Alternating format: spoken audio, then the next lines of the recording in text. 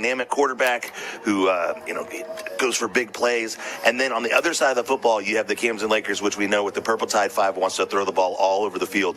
Matchups and matchups can make a football game exciting, and I think tonight's going to be a lot of fun because it's going to be certainly a contrast in styles, but it doesn't mean that this will be a low-scoring game, folks. I think this could be a bit of – we could see some fireworks tonight, literally, if not figuratively. I think so. I think you're going to have to be able to score points to win this football game. Last week, kind of a similar deal. The Lakers did a really good job of clamping down in the red zone against Columbia Hickman. Quite frankly, Hickman did a good job moving the ball on the Lakers between the 20s, heck, even between the 10s.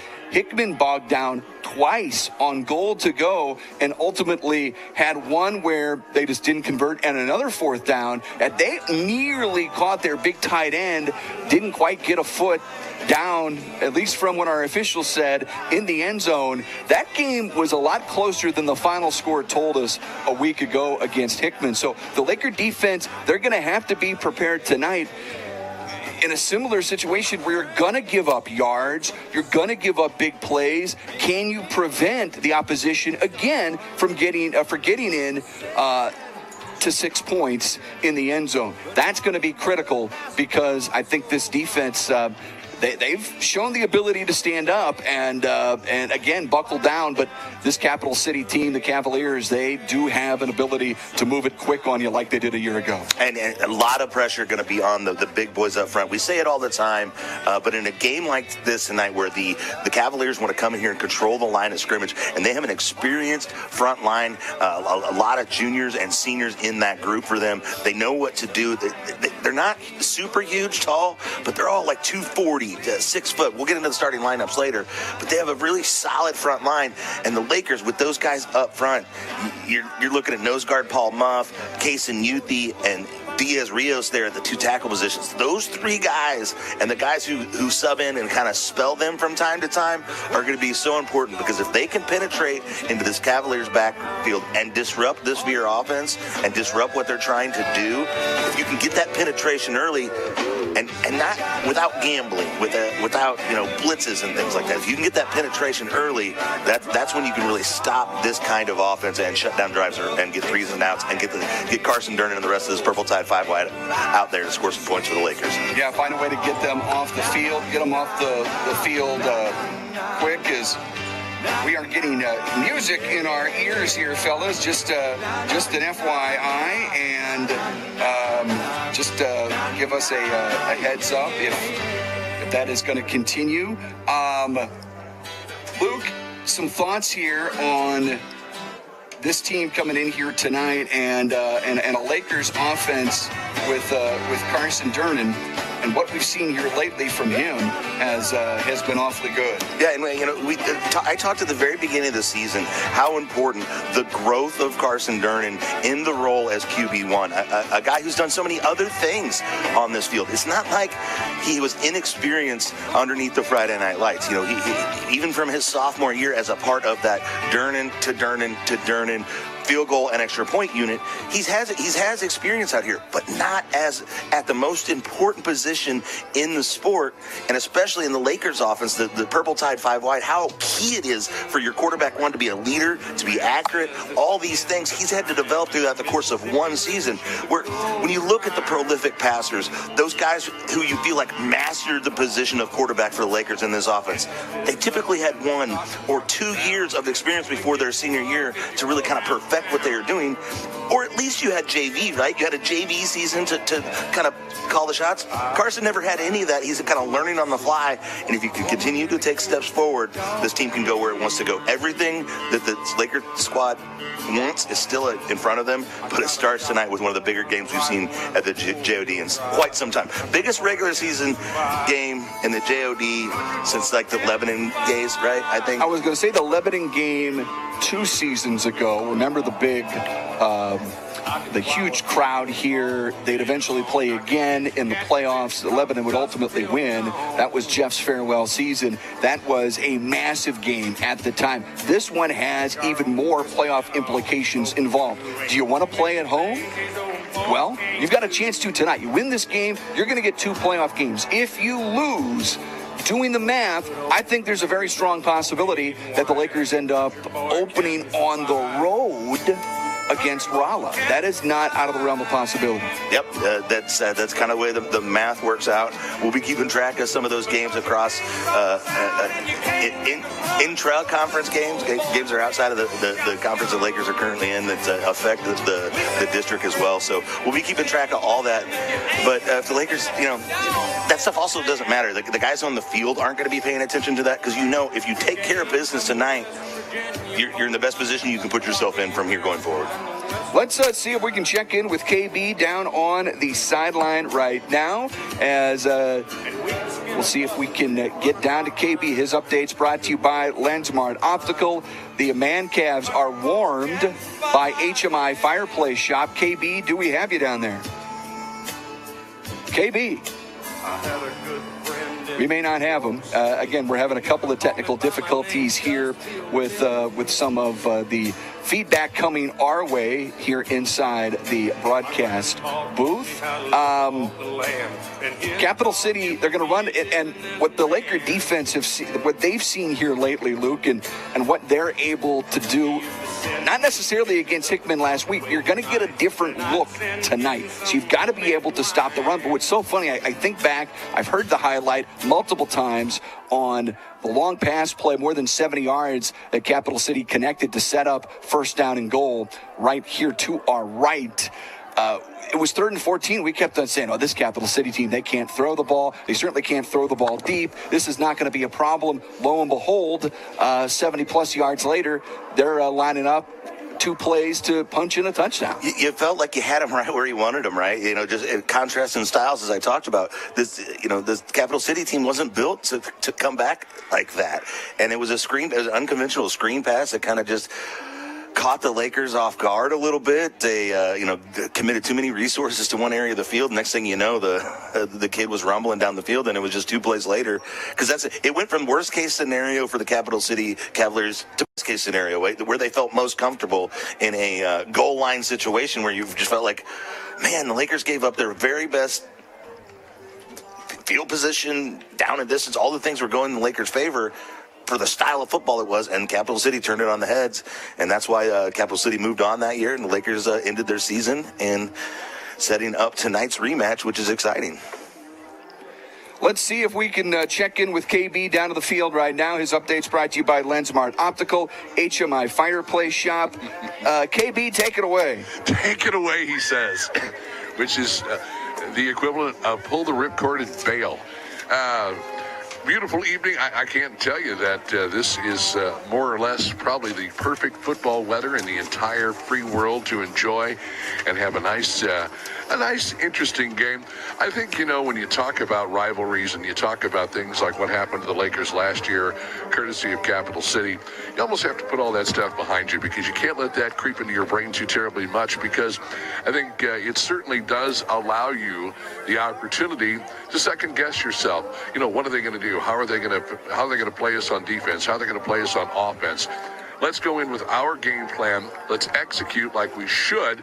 Let's make the necessary tackles, because I'll tell you what, fellas, I think one of the biggest things that have plagued two things that have plagued the Lakers this season, penalties being one of them, and missed tackles certainly being huge with this team. Just ask the coach when they were up playing the Rockbridge Bruins, and the little speech he gave after the game, he's like, you guys beat yourselves, And I think you can do that to some degree when you play a team that you've maybe endured a little controversy with. And I say controversy in the sense that here you are thinking that you're going to cruise, and something like what happened with Capital City and the Lakers that occurred last year takes place. And that can haunt you. But I think, how much of this game, in addition to the physicality, is psychological? Well, a large part of it is psychological. So let's hope the Lakers just come out tonight. They don't remind them too much about what happened and what was. And you essentially focus on what is and what could possibly be. I think the Lakers obviously know all the playoff implications here as we get into district play. You guys have talked about the fact that a win tonight could possibly put them in the second seat, possibly put them in a great position, the driver's seat almost, if you will, being the second seed. But you never know what's going to happen, guys. And like I said, you really have to clear the cobwebs. You don't focus on the past.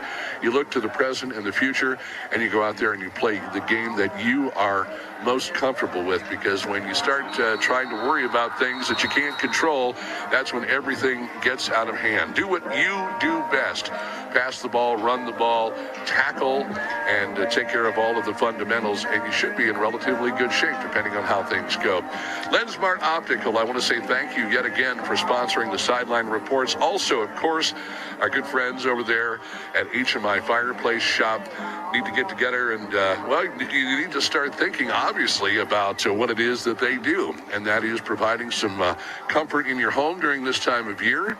Don't know if you've had your chimney cleaned out or not. Well, I would imagine you're probably going to be on the long list as opposed to the short list if you didn't get it done sooner, but you can still go in and check out all the great things that they have available at HMI Fireplace Shop, fireplace inserts and the like, and Lensmart Optical. Yes, the time is now. We've got the teeth taken care of. I can hear a little better, so the eyes are really about the only thing left. I can't do much about the back and the knees, so Lensmart Optical. I already told those folks, I said, when it's time for the glasses, I'm coming to see you folks, because you can count on them for everything that you need to see properly. Seeing is believing, but seeing is also beneficial when you can see where you're going. Gentlemen, we'll throw it back up to you on a beautiful, beautiful night here in Camdenton, Missouri at Bob Shore Stadium, a.k.a. the J.O.D. Kenny Carroll Excavating Broadcast Booth is where they're hanging out. And as I love to say to all the Laker faithful that are listening here in town, around the lake, around the state, around the country, and around the world, let's go Lakers. All right, KB, thank you so much. Lensmart Optical, HMI Fireplace Shop. This is the Summit Natural Gas pregame show. Let's step aside, get you ready for this big one between Camdenton and Capital City. When we return, a look back at last week's win against Hickman, our Stover Carpet and Drapery Laker highlights. They're next. It's Laker football, powered by Podley the Boat Lifts on 93.5 Rocks the Lake and KRMS TV. At Jennings Insurance Group, we specialize in retirement solutions and employee benefits. We use insurance as a tool to positively impact the lives of those we serve. Our goal is to provide you with the best possible coverage and the knowledge to use it. Your team at Jennings provides a holistic approach to retirement solutions, using tools to help with comprehensive will and trust documentation, assistance in funding trust, medical directives, and powers of attorney. We work with many companies, but we work for our clients. Health insurance strategies are a big part of financial planning. It is one of the 5 financial risks that we address. At Jennings, we'll address other financial risks, including inflation, taxes, market volatility, and longevity. Call or visit Jennings Insurance Group online today and learn more about how we can help you protect what matters most.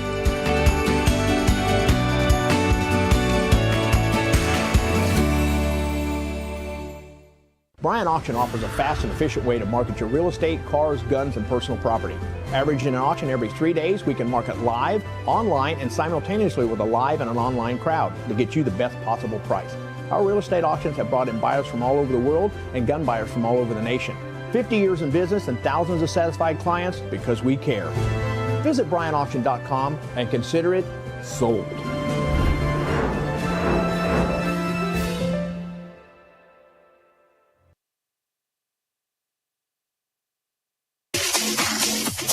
Your home for Laker football, 93.5 Rocks. Laker highlights are brought to you by Stover Carpet and Drapery. 2nd and 2 from the Hickman 30-yard line. Rushing 3. Durnin will throw. Down the left numbers. Wide open. Machino goes up to make the catch. Did he bring it in? Yes! Touchdown Machino. Touchdown Lakers from 30 yards out. The sophomore goes up, tumbles into the end zone for an early lead here. Lakers take the lead 6-0, and boom go the fireworks at Jaws of Death Stadium. Goes in motion on 2nd goal. Bursey sets up a screen. Is caught by the big man Camp, 6'7", brings it in almost effortlessly for a Hickman touchdown, just like that. 4:19 to go in the first. 5 rushing, 5 Durnin throwing. Corner of the end zone is caught by Borbet. Touchdown. 20 yards. Durnin Borbet. And if you let Borbet get behind you, you're going to give up 6 points. He's going to throw on a 3-step drop. Fires, and it's intercepted. This could go all the way. Demott brings it inside the 15, inside the 10, inside the 5. Willard Demott with the interception. And Mr. Do Everything read that one at the quarterback's hand, stepped in front of the receiver, takes that ball inside that Pacific Pools red zone. Lakers looking to tack on to their 14-6 lead. Second and goal. Carson wants to throw. Underneath, there's Willard Demott. Lowers his shoulder into the end zone. Touchdown. Kind of nonchalantly makes that grab, lowers his shoulder just to let it know, hey, I'm going to protect myself, but everybody knows this play is over. From the 29, from the left hash, pressure by the Lakers. Stepping up is Bursey, trying to elude the pressure. He's going down. About to run into one of his own linemen. Demott was back there, and who else? Palmoff back there as well.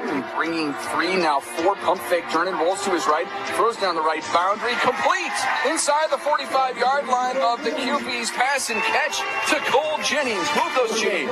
Snap good hole. Kick has the length. The kick is good. On the 28-yard field goal, 24-6. Lakers on ball at the Lakers 6.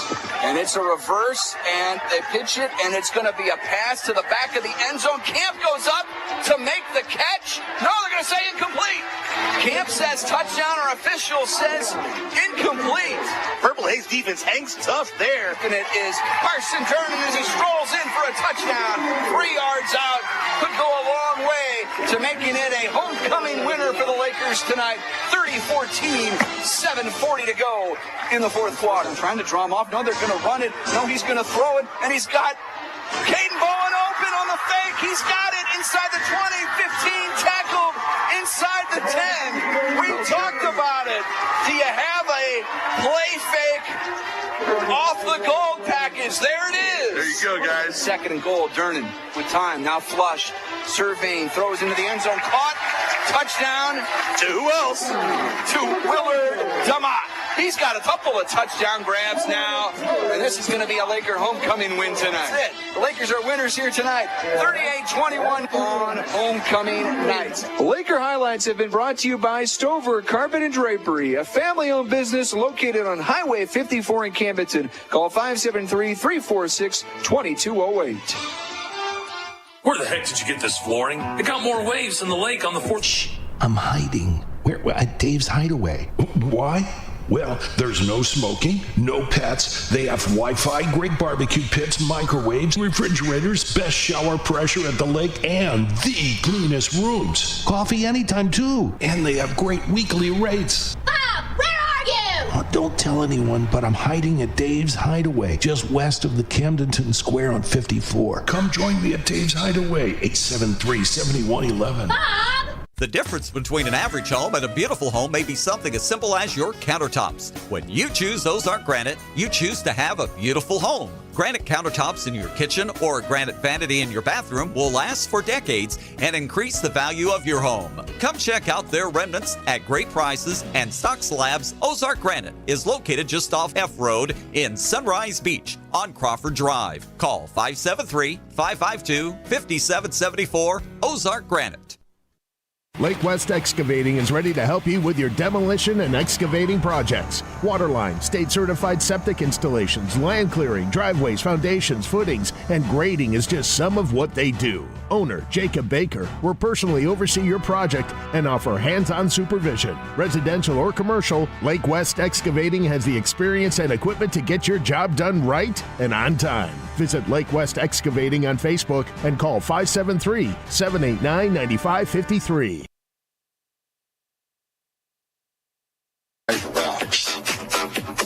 He's literally doing equations right now to make sure all of you fine folks are as informed as you need to be as you enter the Lake Ozark Water and Sewer Football Lab for the first time tonight. They don't call him Dr. Bunsen Burner for nothing.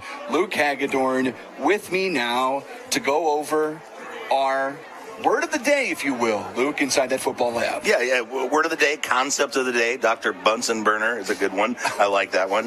But yeah, Lake Ozark Water and Sewer, they're leading the way for better water and wastewater. And today we're going to talk about efficiency. When you talk about something that's efficient, you most often are describing what is capable of producing desired results without wasting materials, time, or energy. While the world the word can be applied to both people and things. It's far more commonly applied to things such as machines, systems, processes, and organizations. The focus of the word is on how little is wasted or lost when the desired results are produced. Now, how does that apply to football? When you talk about football efficiency, especially offensively, you know, there's some ways you can kind of break it down with some numbers. And the way I like to look at it, on first down, if you gain 40% of the required yards for first and 10, so that's like 4 yards on first down. That's pretty efficient if you keep doing that. On second down, you want basically 50% of the required yards. So if it's second and 7, you need like 4 more yards or something like that. And then on third down, you want to get first down or score a touchdown, and the same thing on fourth down. That's what, to me, what an efficient offense looks like. Just taking those chunks, making those things happen, and just getting the most out of what you have. This Laker team has playmakers all up and down the line. It has hoggies that can make a path. And it's all about using them efficiently, wasting as little time and motion to get what the desired result. And I think what we've seen out of this group, Luke, is that they're close. We talked a lot about Carson Durnin and the fact that this is start number 8, by the way, in his varsity career as a quarterback. The number of sophomores that are contributing to this team. Yep. This is what we saw at Branson, by the way, who's still undefeated. I think they won last night. I think they're 8-0. State ranked. They've been fantastic. But what we saw at Branson, what we saw against Helias second half and beyond, even what we saw defensively at times against Rockbridge, I feel like Rockbridge was getting closer. Last week, getting closer. I just hope this team doesn't peak and bow out of the playoffs at the same time, because they are your quintessential get better as the year goes on football team. And so much of that has to do with the coaching staff and their ability to get the most out of these kids. But that is really, I think, that is not an odd story to see a team improve when you're playing that many guys that are sophomores that are contributing the way that an Elijah Dickerson is contributing. That's contributing the way a Michael Machino is contributing. These guys are out there. Dickerson's case, sometimes he's out there every down on defense. He gets some time on offense as well. Machino gets some time on defense. It's a lot to ask of those guys. So in theory, they're going to be better football players in November. How many opportunities are they going to have to play in November? Yeah, and we talk about it all the time, though, Brendan. What it all boils down to is line of scrimmage football. You know, Coach Parpitz, an old offensive lineman himself, he understands the importance of line of scrimmage football and leverage and pad level and all those things that lead to good schematic football, but also good technique football, just fundamental football at the line of scrimmage. And when you guys you have guys like Cole Lane, Seth Kessler, Clayton Herring right there in the middle of the offensive line for the Lakers. This is the key to this offense. It all kind of starts there. Cole Lane getting a good snap to Carson Durnin and making the difference. And then I said it already in this pregame show, but I want to say it again. That defensive line of Paul Muth, Yuthi, Diaz Rios, and the guys that sub in from time to time need to control the line of scrimmage. 3 guys in the middle of the field, 3 big guys in the middle of the field on each side of the football are going to go a long way to show you who's going to win this football game. If the 3 guys in the purple are winning on the line of scrimmage, the Lakers are going to be doing a really good job. And line of scrimmage, golly, those Hogs, I think they've been underappreciated this year. I think the steadiness of Cole Lane has been underappreciated this year. He was our first interview this season, one of the senior captains, and I don't apologize for mentioning this a lot, and knowing that you played center your high school career, Luke. It's so vital at this level of football to have that continuity, to have that rhythm between quarterback and center. And it's been as steady as you could possibly ask for. And in turn, I think the offensive line has played really well. I don't know if any of those guys are going to be up for state honors. I think Cole Lane probably deserves some consideration, but as a group, they've just been steady. Now, can they take another step and be better than that? We'll see. Yeah, and you mentioned Cole Lane, and for Carson Durnin, that comfort, that assurance that snap is going to be on time and on target every single down, and that he's not going to get quick pressure up the middle. The first 2 things a quarterback worries about in a shotgun offense is A, securing the snap, and B, early pressure up the middle. And you know whose job that is? Big number 70, Cole Lane, team captain. He carries out the flag. He was homecoming king. That tells you a lot about the kind of kid he is. And as you mentioned in our first of the season interview, I was proud. Those centers, linemen make me proud altogether. But I have a special place in my heart for the guys who snap the ball to start every play. That's Luke Aguilar. I'm Brendan Matthews. Luke, that is a look inside our Lake Ozark Water and Sewer Football Lab. Yeah, Lake Ozark Water and Sewer, LLC. They believe water is our most precious natural resource. Water is not only necessary for sustaining life, promoting health, it's a vital part of our community. Visit them online at lowsonline.com. Call them at 346-2092, or just visit them in the Stone Castle Center, and tell them I've been putting on the old lab coat around here, and we've been learning a few things and concepts and applying them into football. It's the Summit Natural Gas pregame show. Camdenton and Capital City, a little more than half an hour away here on 93.5 Rocks the Lake and KRMS. It's all powered by Polylift Boat Lifts. Coming up next, it's our Polylift player profile. Caden Bone, our guest next. 93.5 Rocks the Lake and KRMS TV. Being a successful Laker athlete takes hard work, discipline, and teamwork, much like our work here at Polylift Boat Lifts. If you envision your team being the best, you will be the best. The effort you put into building your team and working together as one unit always pays off. And remember, Lakers, who's got it better than us?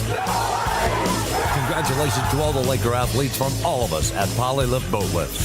We don't just build boat lifts, we build Polylifts.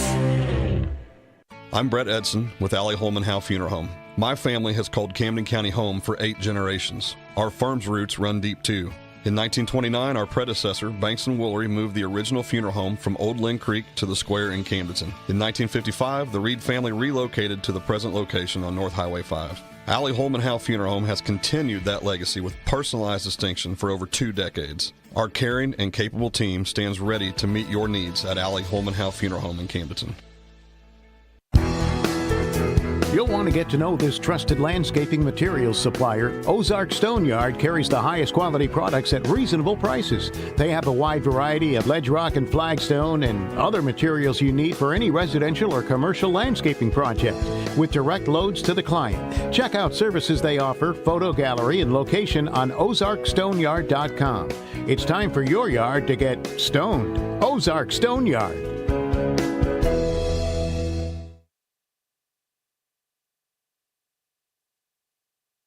Adventures.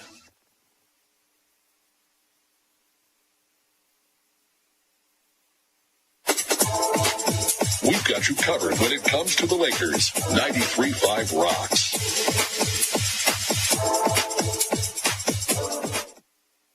We continue here on the Summit Natural Gas pregame show. It's our Polylift player spotlight tonight. We're joined by senior Caden Bowen. Caden, thanks for taking a few minutes with us. How are you? Good, how are you? Really well, man. Hey, big one tonight. We'll talk about it against Capital City, but just some thoughts for you. How have you felt that how the season has gone so far for your Lakers? I think it's been pretty good. I think we've had some tough games, but this is going to be one of our bigger games because it'll determine what we get on our seeding. Yeah, big time tonight in terms of the district seeding. You're absolutely right. You've been able to really fulfill a couple of different spots on this team, be it on offense at wide receiver and a ton of time in the defensive backfield. Tell me what you like about being a DB, whether it's corner, whether it's safety, and how you've been able to execute this year. I just like being back there at safety, being able to read the whole field. What about that position? What about the plays that you've made this year? Which plays maybe stand out to you after 7 weeks?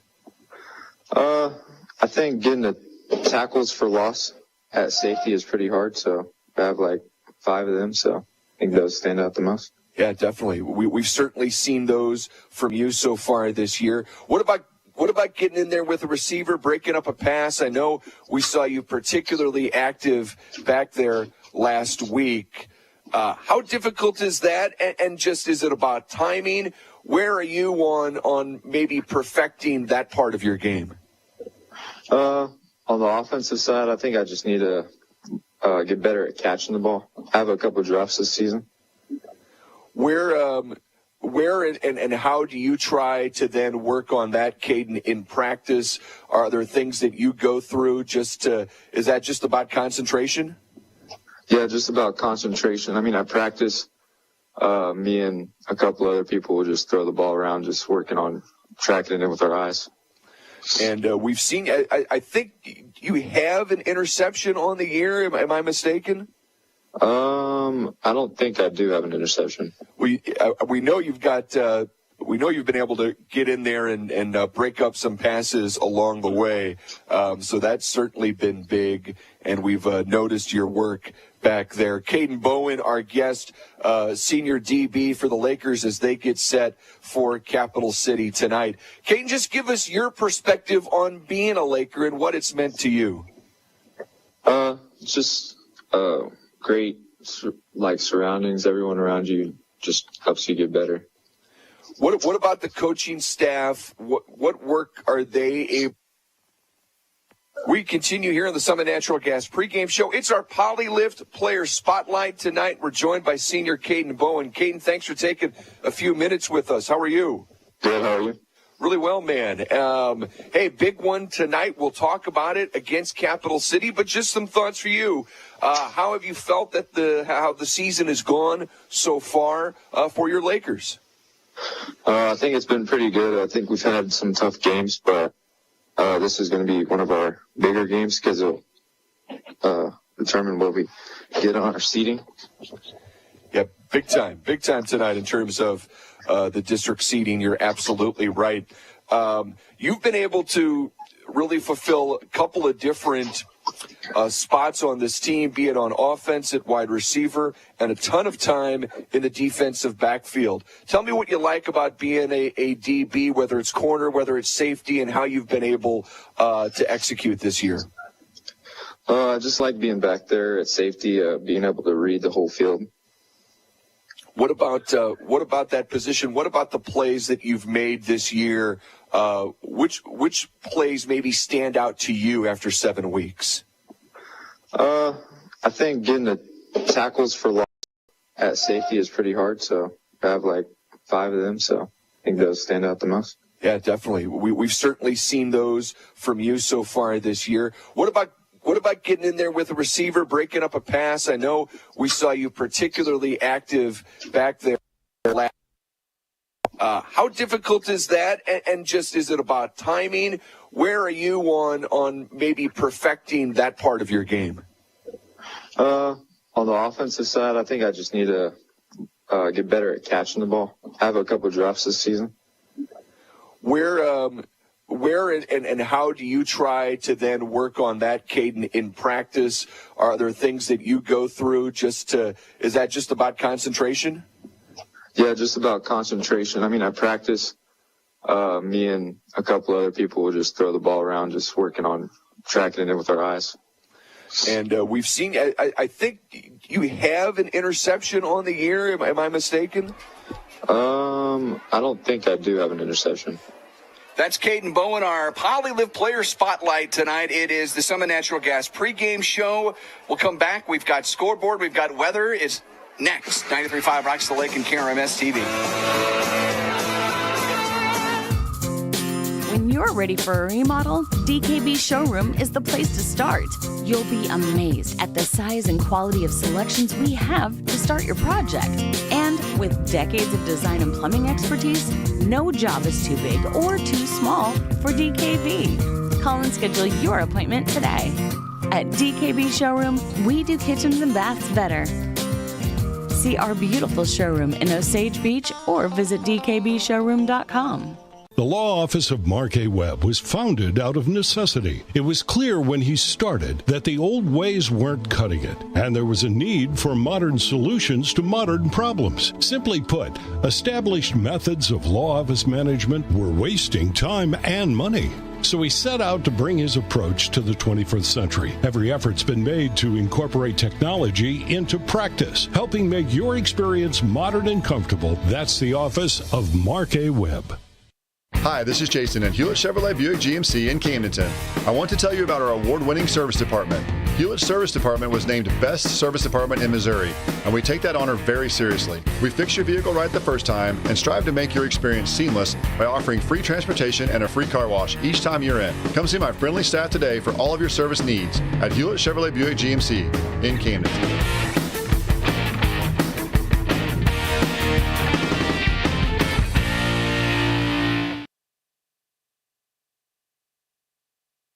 At butchershopathelake.com. You're listening to Laker football on 93.5 Rocks. Summit Natural Gas pregame show rolls on here, 93.5 Rocks Lake KRMS TV. Let's get you your game time weather forecast tonight, and it's brought to you by Royal Heating and Air.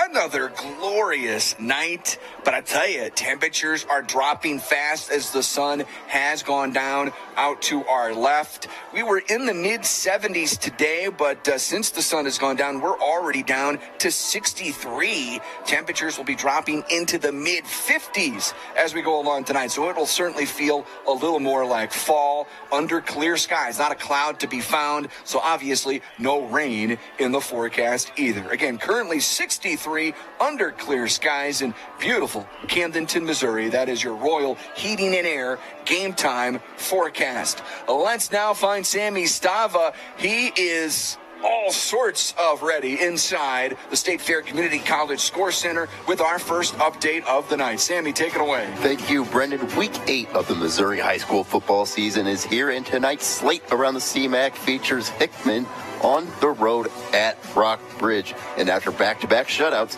6-1 Helias is hosting Smith Cotton. Locally, 6-1 Osage has won 4 in a row and is hosting Southern Boone.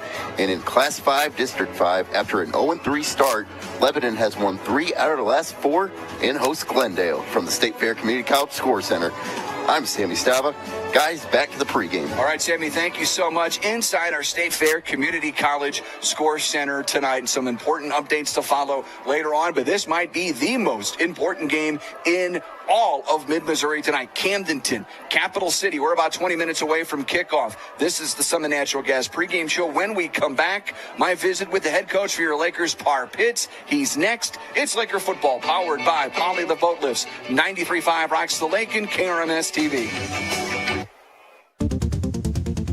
Are you dreaming of that new home or business? Whether you want a brand new building, a remodel, or addition, now is the time to turn your vision into reality. Kurt Flickinger, architect and owner of KJF Architecture, has 25 years experience locally, nationally, and internationally, designing exciting dynamic spaces to work and to live. Visit kjfarch.net for a full profile and to schedule your free consultation. Turning your vision into reality. Bryant Auction offers a fast and efficient way to market your real estate, cars, guns, and personal property. Averaging an auction every 3 days, we can market live, online, and simultaneously with a live and an online crowd to get you the best possible price. Our real estate auctions have brought in buyers from all over the world and gun buyers from all over the nation. 50 years in business and thousands of satisfied clients because we care. Visit BryantAuction.com and consider it sold.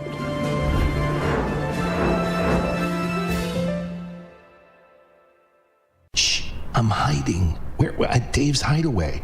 Why? Well, there's no smoking, no pets. They have Wi-Fi, great barbecue pits, microwaves, refrigerators, best shower pressure at the lake, and the cleanest rooms. Coffee anytime, too. And they have great weekly rates. Bob, where are you? Oh, don't tell anyone, but I'm hiding at Dave's Hideaway, just west of the Camdenton Square on 54. Come join me at Dave's Hideaway, 873-7111. Bob!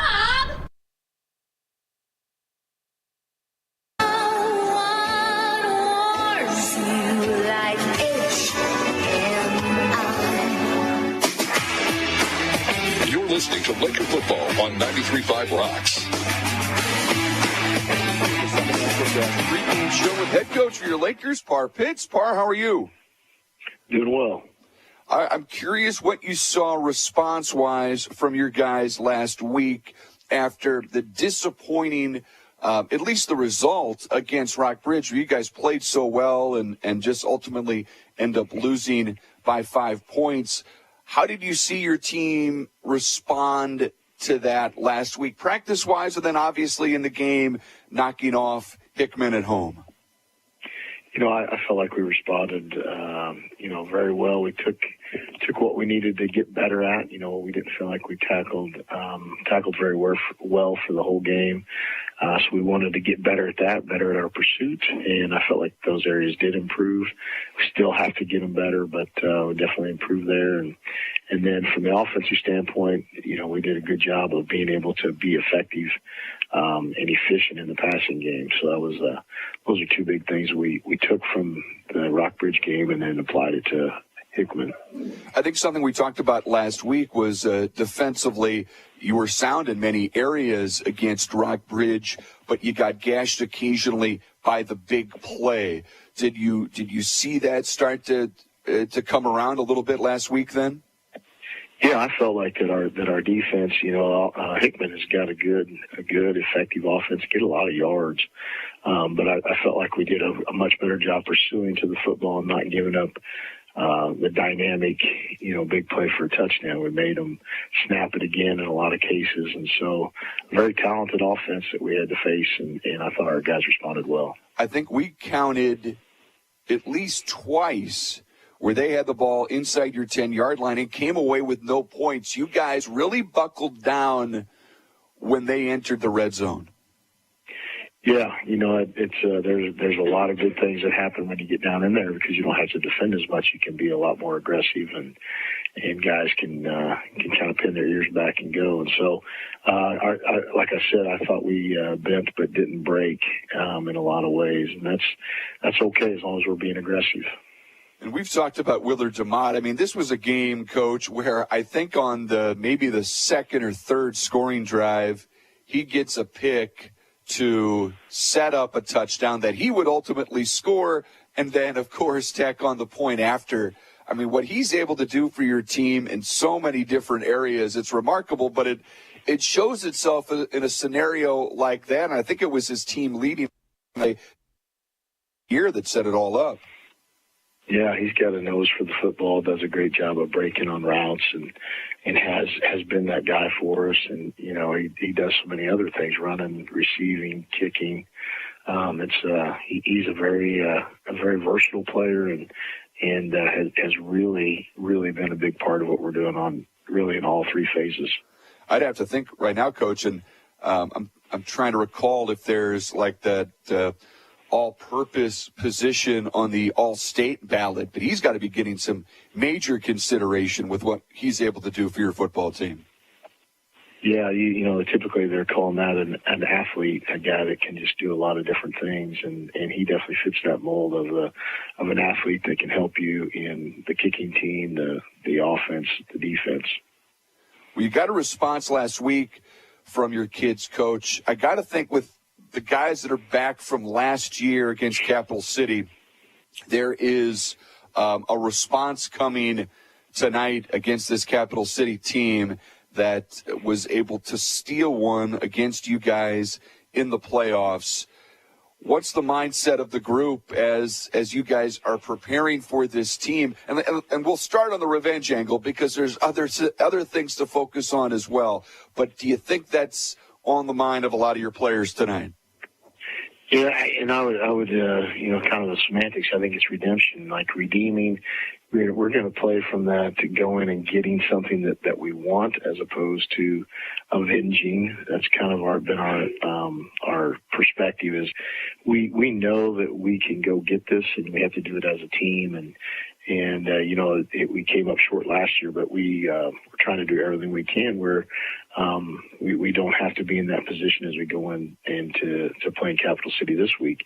Yeah, it is, but I think that the real motivation is going to come at trying to get the highest seed you can and put yourself in a position where you can play at home during the playoffs. Well, that's the other main point here, Coach, is that you guys have a chance with a win to control your own destiny and be in a great spot to have the number 2 seed in the district hosting then at least 2 weeks of the district playoffs. If you're able to knock this team off, it puts you guys in a great spot with everything in front of you. Yeah, for sure. It's where you want to be in terms of if you can take care of what you need to and secure a second seed to get those home rounds as you go into district play. And so that's what we've been talking about to our guys. We sort of control our own destiny in terms of where we end up in the districts. And so we got to go in and take care of business.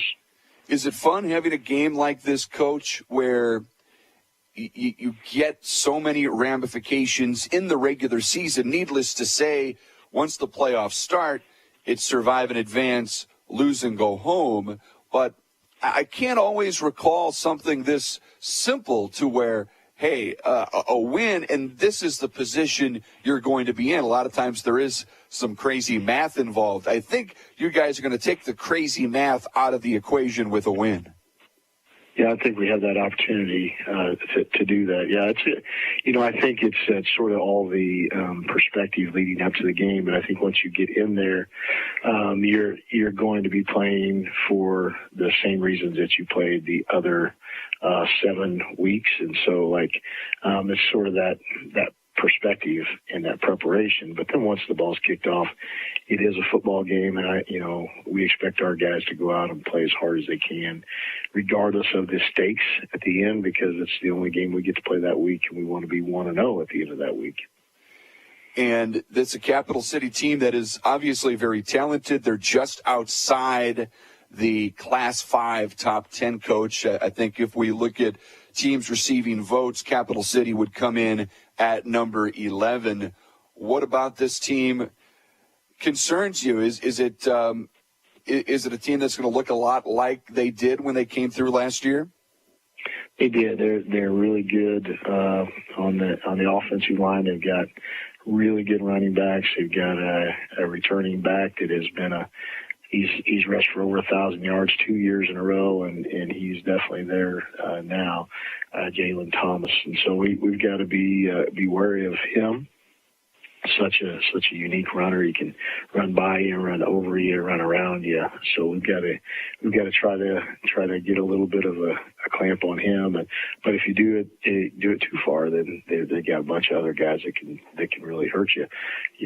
So they're a good offense. Defensively, they're as physical as you see. Great tacklers, good on the defensive line. So we got to be prepared. I got to think it puts a lot of onus on your Hoggies, Coach. Offense and defense, especially that defensive line that's been so good to have their A game coming up here tonight. Yeah, it's this time of year, the team that can dominate pad level and create those leverage and control line scrimmage is gonna have the best chance to be successful on both sides of the ball. So we've been working on that since we started, and so hopefully it'll come into play as we get going against a team that's really comes off the football and match or exceed their pad level. Huge game at the JOD tonight, Coach. What has to happen then for your Lakers to come away with a victory?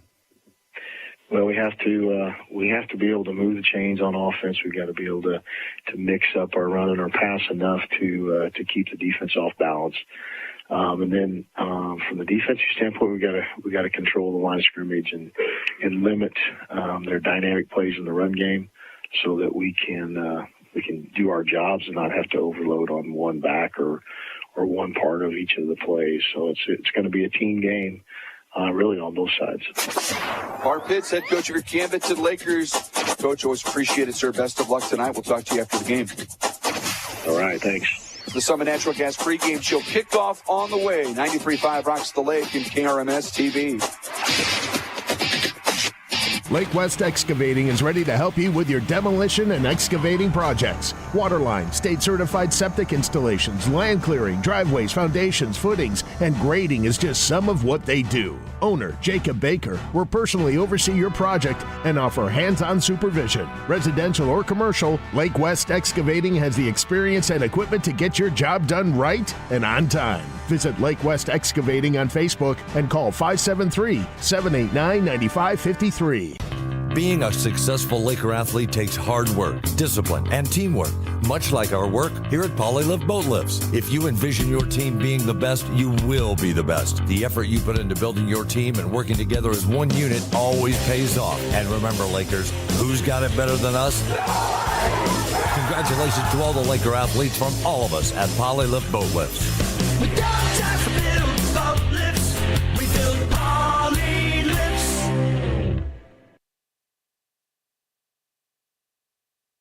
The new degree of comfort. It's time. Short kick and a fumble, and the Lakers might have fallen on it. They did. To get back. Got it. Down the sidelines, and he comes up. Yep.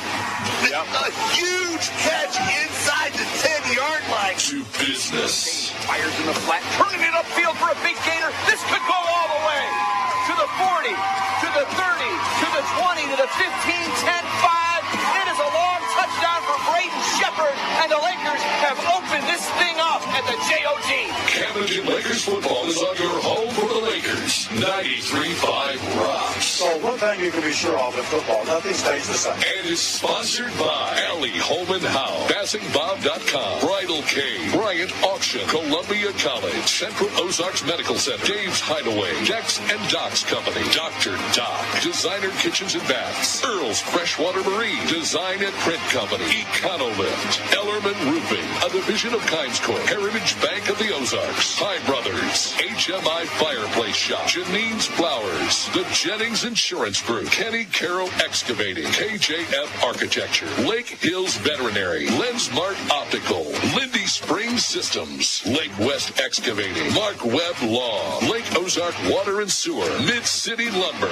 Mr. Dent, New Spring Wellness Center, Oak Star Bank, Ozark Granite, Pacific Pools, Ozark Realty, Paradise Canvas, Ozark Stone Yard, Parkway Plaza Tire, Polylift, Quiet Side Quick Stop, Rough Water Dock, Royal Heating and Air, Seeger Toyota, Show Me Athletics, Skelton Key and Block, Smith and Gustafson Law, State Fair Community College, Stover Carpet, Summit Natural Gas, Team Lassen, Flat Branch Home Loans, The Butcher Shop, Top Deck, The Motor Hut, Unlimited RV, and U.S. Resort Management. Now, let's head up to the Kenny Carroll Excavating broadcast booth and join lead broadcaster Brendan Matthews and color commentator and former Laker Luke Hagedorn. The Lakers are back on their radio home, 93.5 Rocks.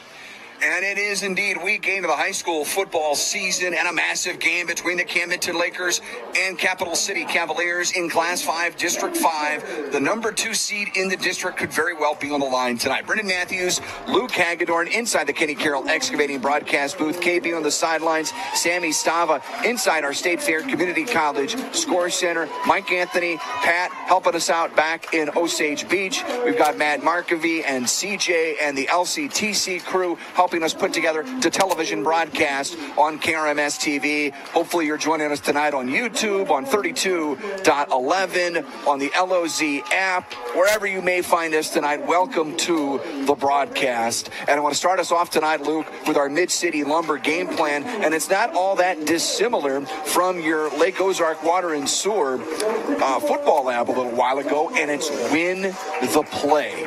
Win every play, Luke.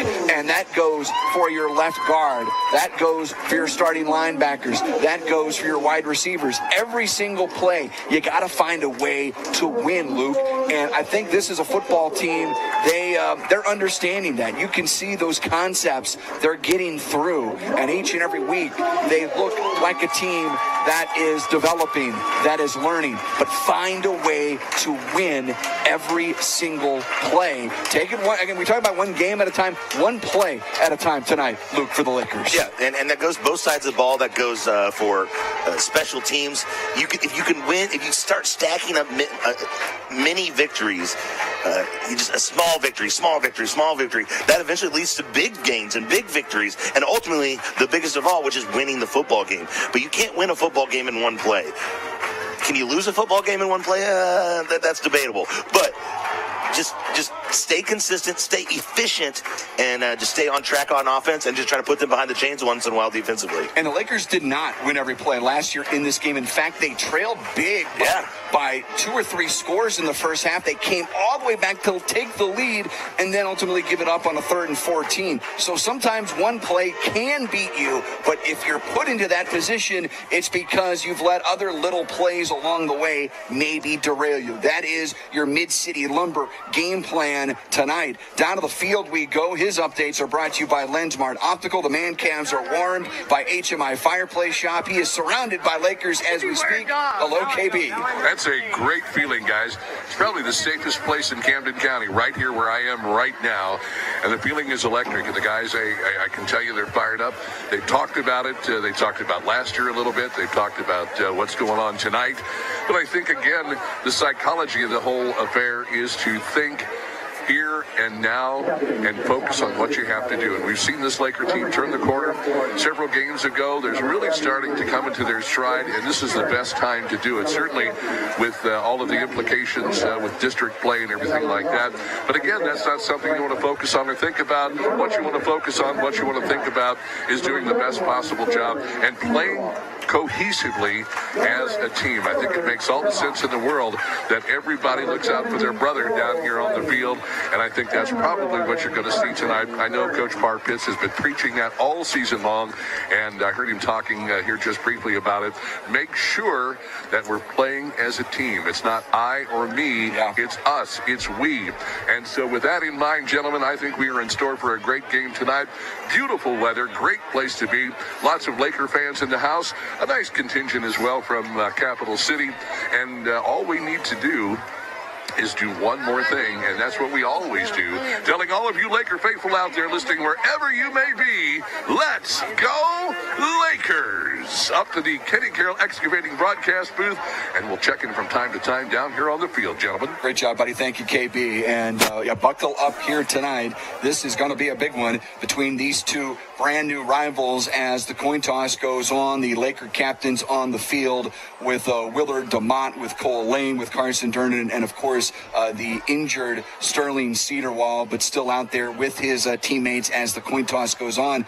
This is Capital City team, Luke, that's been on the rise now for the last few years. Last season, I think we knew they were on the rise. Admittedly, I'm not sure we were expecting the result that we got here in that district playoff game, but the respect is no doubt there. In fact, they're ranked just outside the Class 5 top 10. They're receiving votes, so if you extrapolate those numbers, they'd be currently number 11 in Class 5 here in the state of Missouri. Yeah, the game like that against Camdenton really can help boost a program, build a program, gives you those extra games, extra practices, which are so key to building a program. And Cap City is a program on the rise. You know, it's one of those instances where it's a school that's created out of nowhere, right? And so you have to start a program out of nowhere. So you don't have any tradition. You don't have any of those things to rely on, that support, that community support that the Camden Lakers have taken just for granted here in Lakerville, because that's just the way it is, right? Capital City had to start from scratch, build that all up from the bottom, and they were just kind of one of those programs on the rise, and beating the Lakers kind of gave them a boost to maybe take it to the next level. They've had their adversity this year. They're trying to learn, they know how to win games. It's those big games that they had a little bit of trouble with Elias, and everybody does. Rockbridge, the names. Tonight's a big challenge for them against the Camden Lakers. It's their opportunity to make another statement in this conference as the new members and say, hey, we're not the bottom. We're in the top half of this conference, and we're to be reckoned with. And as we've discussed, most importantly, the district ramifications about tonight. It's about, do you go on the road? Who do you play? All those things comes down to what happens tonight. A win, you're more than likely the 2 seed. A loss, you're more than likely the 4 or the 5, and a possibility of opening the district playoffs on the road. A wide range there for sure. And I also go back to our Mid-City Lumber game plan there for a second, KB, and something that you talked to Parr Pitts about. during the Rockbridge game, and that was tackles and missed tackles. Right. More specifically, winning plays is going to require UKB to finish tackles and make sure if you have a guy, if you have him wrapped up, bring him down, because if he gets away and that means 5, 10, 15 extra yards, that's a big problem. Tackling certainly is very important, and it's how you approach the tackle. A lot of guys want to tackle high. It's just wrapping up your man. It's making sure that you're very thorough in the way that you approach them, and that's not always the easiest thing to do, obviously, but that's where the we philosophy, I guess, comes into play here, Brendan. If you can help out somebody else on the field, definitely do it. Gang tackling, that works well, but you got to get them and you got to bring them down, and you really have to alleviate the amount of yards after a catch. Certainly, if you can stop them in the backfield or just keep them to a short gain. But the fundamentals really come into play, and maybe even more so than in the past. How are you, sir? Bob Shore right here with me tonight. He's ready to go, and we're ready to go. So, gentlemen, let's see what we can do. And hold on just real quick. Let me ask you real quick, Bob. What do you think about this Capital City team, and what are you anticipating tonight? They're a good football team, and they'll veer, split back veer, which was back in the 70s. Houston started it. That's hard to stop. You don't see it very often. I think, if we make the stops on defense, get enough on offense, we'll be in good shape. Thank you, sir. Appreciate it. Always great to hear from the head coach. Absolutely. Man himself. Absolutely. Thank you, KB. Thank you, Coach Bob Shore. It's time for a Team Lassen Flat Branch home loan kickoff to begin this game. Weston Schofield to kick it away. Jennings and Borbet back deep to return this opening kick. Borbet lets it go over his head into the end zone for a touchback. Let's tell you about the Lakers on offense. Cole Lane is the center.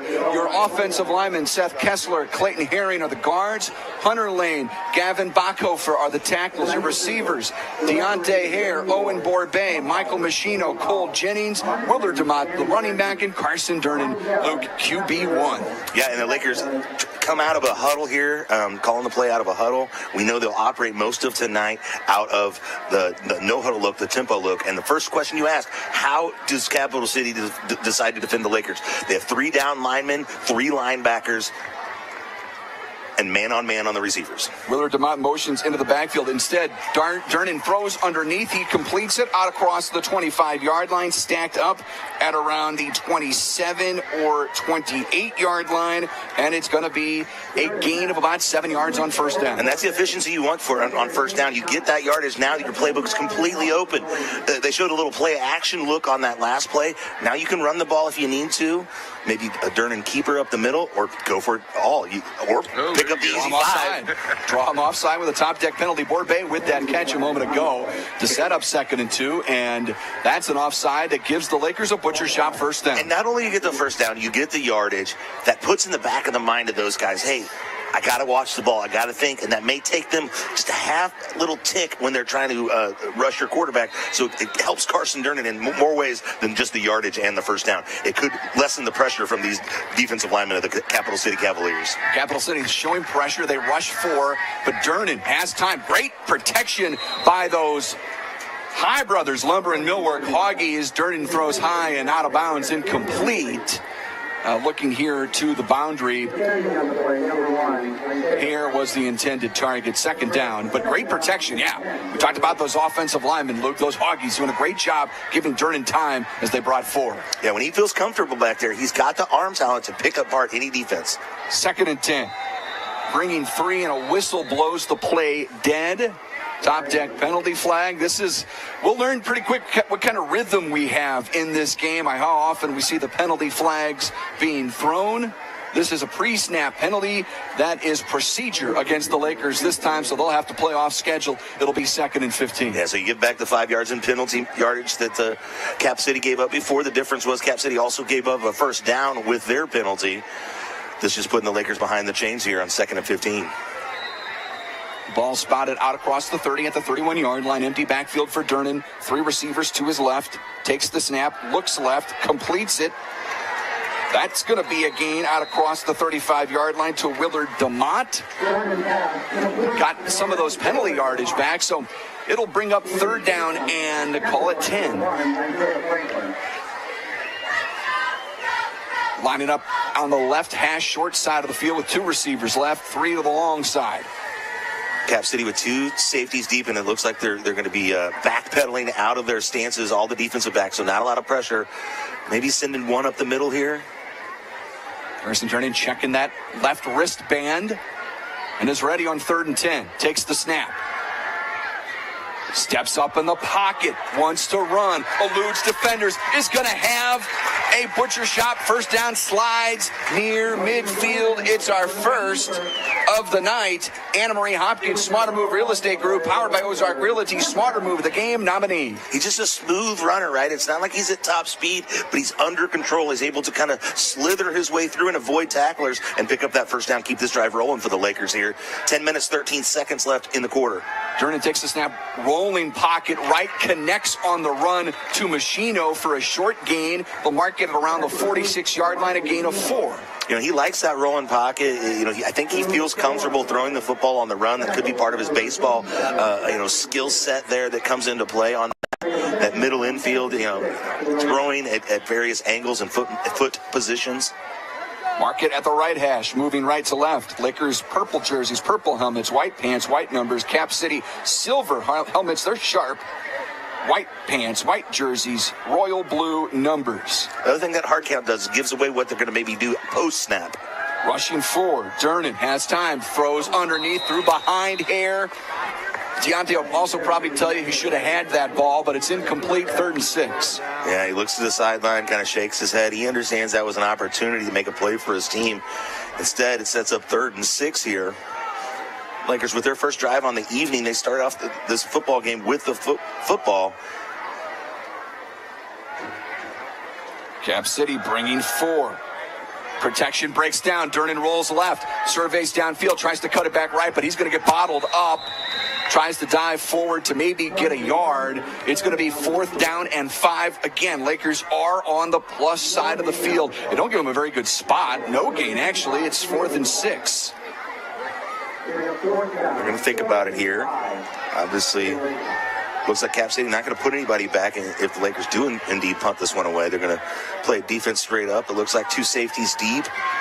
First series of the game, Machino motions. They got 5. They're going to get Capital City to jump and give them a free 5 yards. James Mosley, the junior linebacker, jumped. It's a top deck penalty. 4th and inches feels a lot better than 4th and 6. Yeah.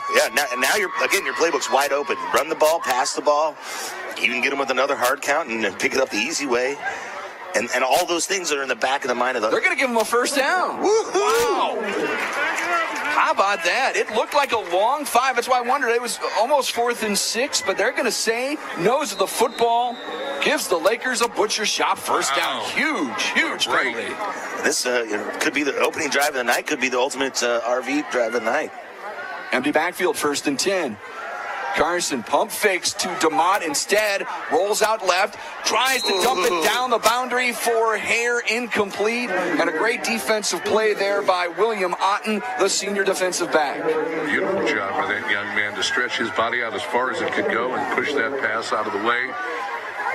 Just an amazing opportunity for these Lakers to get on the board early, and they're doing a lot of things right, but we have to make sure we steer clear of those penalties, fellas. Yeah, we mentioned that Mid-City Lumber game plan, KB. Win every play.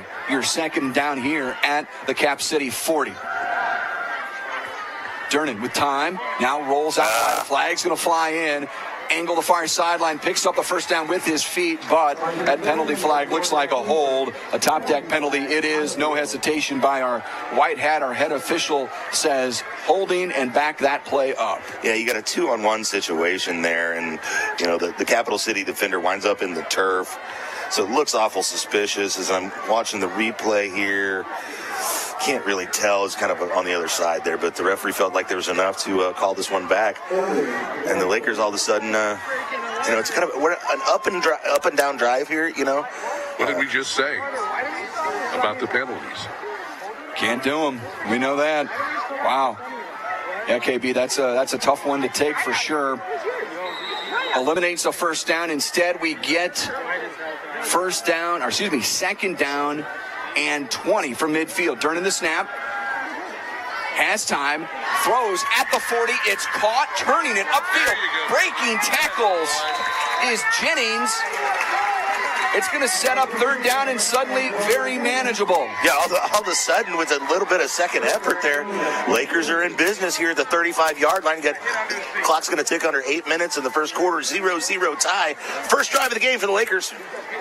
Yeah, New Spring Wellness Center time check, under 8 to go. Now Cap City with one deep safety, 3 down linemen, and you got the vast majority of their defensive line just about 5 yards off the line of scrimmage.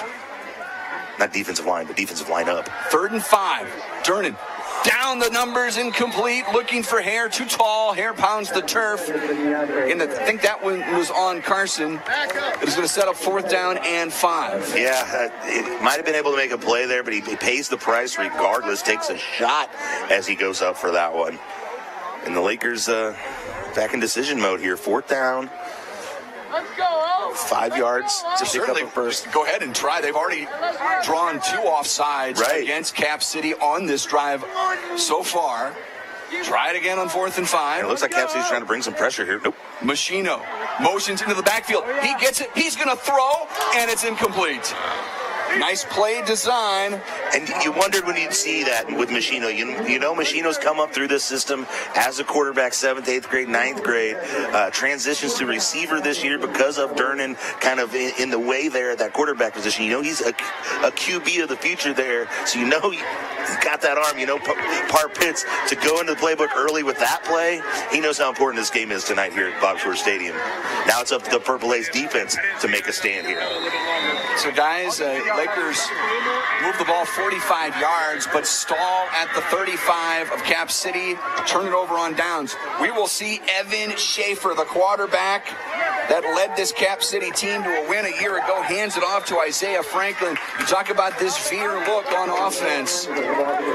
It's one that the Lakers at times struggled with, and again, a similar look they had, Luke, against Branson back in week 2. And I was curious how the defensive coaching staff were going to approach today. Are you going to just stack the box and really press the issue here and say, and dare them to pass the football? Or are you going to play it more straight up? On 1st down, they're stacking the box. They're sending in, it's like a slide 6 out there.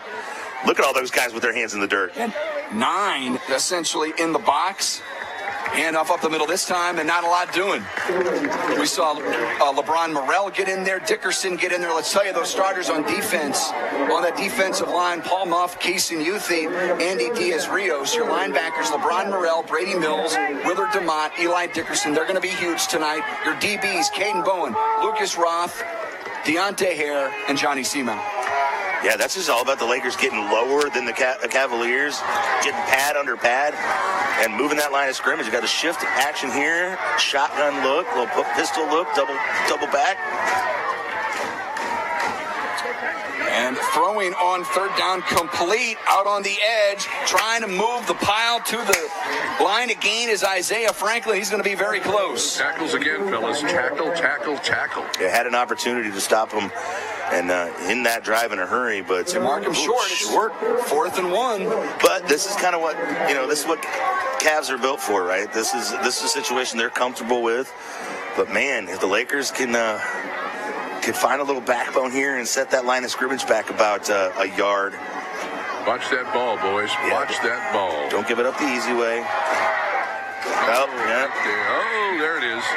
Top deck penalty flag. I think the Lakers flinched this time. They drew Cap City off twice on their first offensive series. This is a top deck penalty that goes against the Lakers. +5 for the Cavaliers. They have it 1st and 10. Yeah, you got to make them earn it in that situation. Don't give it to them the easy way. Now they're right there knocking into Laker territory. 0-0 tie here. Capital City looking to be the first one to draw first blood. Both teams, no fear going for it on 4th down. Cap City does it in their own territory. Out of that split back look, option right, pitch it to Thomas, cut it back left. This kid is explosive. He's at the 25, finally wrapped up around the 21-yard line. It's going to be a gain of 30 yards and a Capital City 1st down.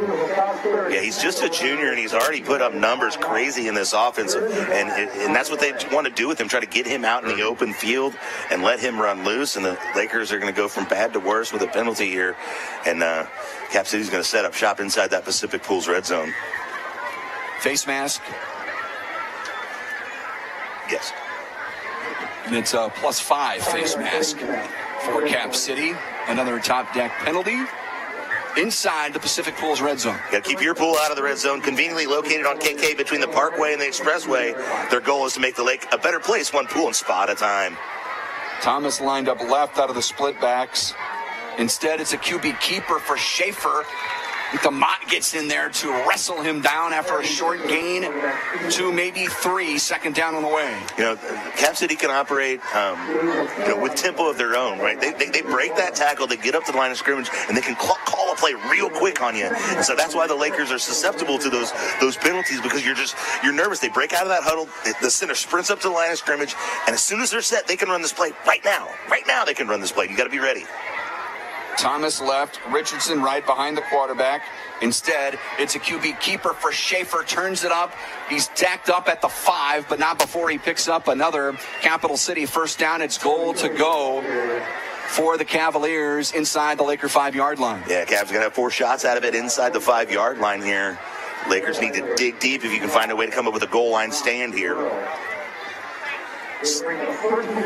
Looking for an Oakstar Bank play to bank on here. First and goal from the 4. You know, this field gets smaller here. You have less field to defend. Schaefer again keeps it. He's met by Dickerson. Got to bring him down. Look at the legs still churning for Schaefer. He ends up getting positive yardage out of it, but nice job by Dickerson to get there at the point of attack and stop a potential touchdown. And by positive yardage, that's the least amount of positive. Well, okay, they're giving about a half a yard there, full yard maybe even. Yeah, it's going to bring up second and goal now from the 2. And this is where you need one of those hoggies up front to bust through, a blitzing linebacker to, a missed assignment, something to be able to just stop a play in the backfield here. Got to remember, Cap City gets the ball to begin the second half, too. Indeed. Split backs behind Schaefer on second and goal from the 2. Hands it off up the middle. Short. Lakers do a good job of closing up shop up the middle, and it's going to be third down and goal. But they do move the ball incrementally a little more. They're now stationed at the 1. And this is where, it's all out, right? I mean, if you get fooled on some sort of pass or something here, you get fooled. But I think you just send everybody and just try to come up with a big-time play here and stop them in the backfield.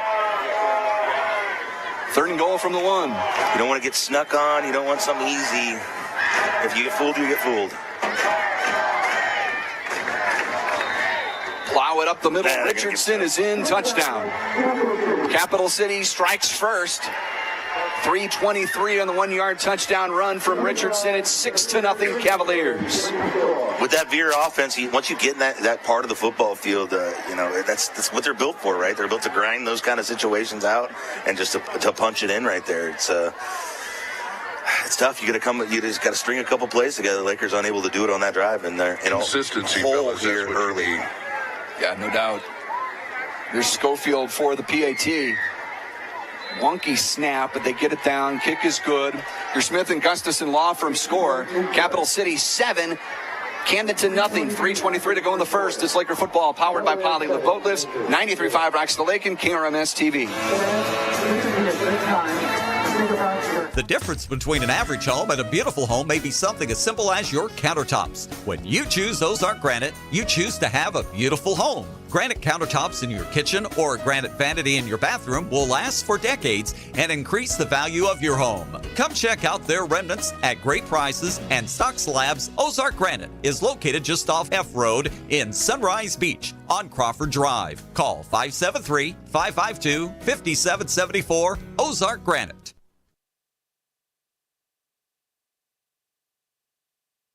I-900 College Boulevard. Your home for Laker football, 93.5 Rocks. KB's on the sideline. Updates brought to you by Lensmart Optical, HMI Fireplace Shop. You've got that unique view, KB, where you see the play develop behind those offensive linemen of Capital City. What did you see? Well, that quarterback just crouches down there. It's really, really kind of hard to see him, and you have to keep an eye on him. As Luke stated, they can run that play anytime they want. More importantly, guys, this Laker offense has got to be consistent. We've got to see that necessary consistency. 2 steps forward, 1 step back is not going to win a game. Team Lassen, Flat Branch, home loan kickoff. Borbet catches it, a step in the end zone. It's a touchback. First down and 10 for the Lakers. Indeed, KB, consistency. Got to be able to operate here. And here's the thing, KB, you missed our game down in Branson. Right. This is a similar kind of opponent. And it took the Lakers 2 quarters. Well, it took them into the third quarter before they started to bring Branson down and have a chance defensively. You can't get down 28-0 tonight and have a chance to win. Branson showed us that. Gotta change things up here. DeMott motions into the backfield. He gets the ball running right, trying to turn the corner, lowers his shoulder across the 25-yard line. Nice first down run by Willard DeMott. You know, Capital City's doing a nice job here of kind of mixing up their coverages, mixing up their defense. You'll see them with 1 deep safety, 2 deep safeties, shell coverage, blitzing 4 or 5 guys, or just going with 3. They're changing things up on the Lakers. It's a cat and mouse game between these 2 offensive and defensive coaching staffs. Second down and 3 after the run by Willard DeMott. Empty backfield. Carson looks left, feels pressure, throws right, and it's caught. Out across the 35-yard line, wrestled down at the 40. Cole Jennings moves the chains. It's a butcher shop first down. Got a little pushing and shoving after that play, but that's all right. 13-yard pass and catch. Lakers right up on the ball again, trying to run with the tempo. Down by 7 here.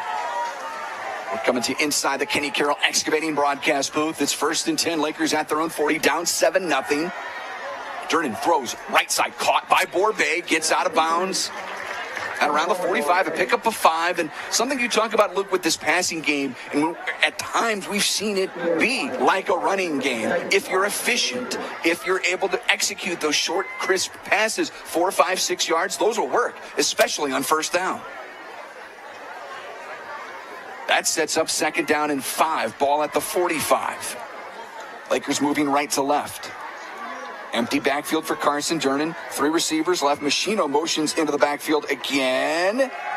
Fake it to Machino. Carson keeps it himself as he rumbles up the middle for 4 tough yards. He'll be short of the first down. It'll be 3rd and 1. Yeah, reached ahead with that football to get close to the line of the game, but not quite. But you like this position, 3rd and 1. You got to be thinking you got 2 chances out here, but you really like to get it on first down.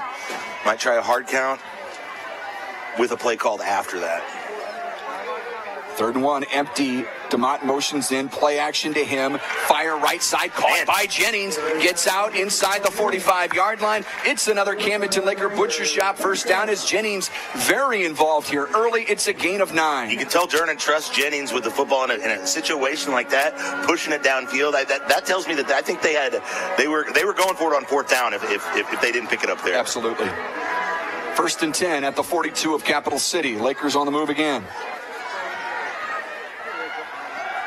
Rushing forward, getting pressure on Durnan. Rolls left, throws it down. The left numbers going up to make the catch is Willard DeMott at the 21-yard line. It's a gain of 21 for the Lakers. And he was in coverage with Braxton Green, the tight end linebacker, one of their stud juniors for this Capital City team, and he just never turned around to see that football. He comes down with it inside that Pacific Pools red zone here. Kids on fire.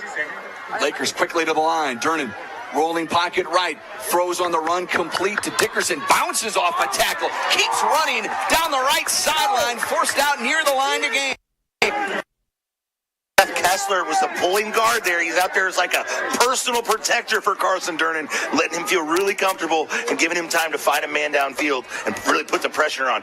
Lakers down 7-0 here with 1:31 in the first quarter. Trying to answer back. Inside the Pacific Pools red zone, 2nd and 2 from the 13. Empty backfield. Carson the snap, looks left, now right, now reverses back left, reverses back right, throws as he's brought down, incomplete, avoids the sack as he felt some serious pressure right in his face. Pressure provided by Matthew Wygand. He's a dipsy-do running around out there, trying to elude those tacklers, but he gets outside the tackle box and gets that football down past the line of scrimmage, the neutral zone there. Live to fight another day. 3rd and 2 inside the Pacific Pools red zone. Also inside the Earl's Freshwater Marine 2-minute warning. It's a QB draw for QB1 right up the middle. He brings it inside the 10, down to the 7-yard line, a gain of 5, butcher shot first down. And even in that part of the field, that Cap City was going with 2 deep safeties there. And I think that should be an automatic call for the Lakers. If you see 2 deep safeties and you have the numbers, let Carson run it up the middle. First and goal inside the Pacific Pools red zone from the 7-yard line. Durnan has time. Throws right side a little low. Are they going to say incomplete? Owen Borbay couldn't quite bring it in. Second down on the way. 1 minute even to go here in the first quarter. New Spring Wellness Center time check. Lakers down 7-0, but second and goal here. Yeah, defender lost his footing there. It was a great opportunity, but must be a slick part of the field because everybody's falling down and the ball fell out. But Lakers going to have a couple chances here. And again, the field gets smaller the closer you get to the end zone. Second and goal from the 7, right hash. Durnan throws right corner of the end zone, looking for Jennings, touchdown. Jennings, a big part of this drive, caps it off with a 7-yard touchdown catch.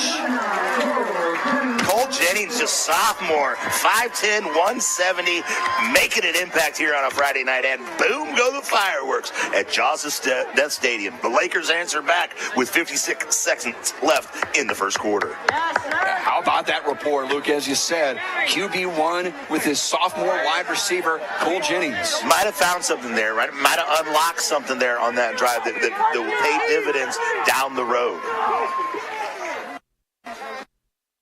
Substitution here on the field goal unit. Russell Colburn motoring his way on. And we're going to get a whistle. Have to burn a timeout, and we'll keep it here. Don't like to burn timeouts on extra points, boys. That's Resort at Lake of the Ozarks timeout, and great to be back at the Resort at Lake of the Ozarks tonight. Of course, Encore is right next door. Great views of the water. And just a hop, skip, and a jump away from the Bagnell Dam Strip, from Osage Beach, just about anywhere there at the Resort at Lake of the Ozarks. 56 seconds after that touchdown. Go ahead, KB. Go ahead, KB. Where he went down there. All right, so got to set things up here. You know, I don't know how productive you could be at a timeout for an extra point, but I'm sure Coach Parpitz was a little frustrated to have to burn that one there. Hope it doesn't come back to bite the Lakers later in this half. At least it's in the first half and not at the end of the game. DeMott on for the PAT. Snap down, kicks away, and the kick is good. Your Smith & Gustafson Law Firm score. Camdenton 7, Capital City 7. DeMott caps it with that PAT. Also had a big catch on that drive. It's Camdenton Laker football, powered by Polly the Boatless, 93.5 Rocks the Lake, and KRMS TV. I'm Brett Edson with Allie Holman Howe Funeral Home. My family has called Camden County home for 8 generations. Our firm's roots run deep too. In 1929, our predecessor, Banks & Woolery, moved the original funeral home from Old Lynn Creek to the square in Camdenton. In 1955, the Reed family relocated to the present location on North Highway 5. Allie Holman Howe Funeral Home has continued that legacy with personalized distinction for over 2 decades. Our caring and capable team stands ready to meet your needs at Allie Holman Howe Funeral Home in Camdenton.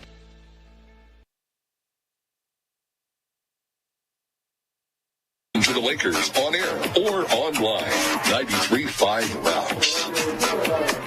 Brendan Matthews, Luke Hagedorn, and KB with you here from Bob Shore Stadium, where it's 7-7. We're late in the first quarter. Pretty good clip, pretty good pace, tempo, Luke, to this first quarter. Lakers doing what they do, throwing the football, empty backfield. Capital City did what they do, and their last drive. This is a deep kick by Carson Durnan. Team last in Flat Branch home load kickoff, deep into the end zone. Not much wind here tonight. We've seen some deep kicks by both kickers so far here. It's 1st and 10, Capital City. They'll start at their own 20-yard line. See if we got KB back down there right now, sir. Sorry, fellas, had to make a little battery change there. Nice drive by the Lakers. Consistency, the key in this one, and just moving that ball down the field, which is what they need to do, and playing some smart football on top of it as well, capitalizing on some of the Capital City mistakes. We saw some slips. I think, you know, as you go and do the variety of different things that you do on a drive, I don't know, you guys, if you can still hear me or not, but yes, sir. Lakers looking good, and I hope to get whatever fixed that needs to be fixed. We hear you great, sir. You sound fantastic. It must be my headset. I'm so sorry.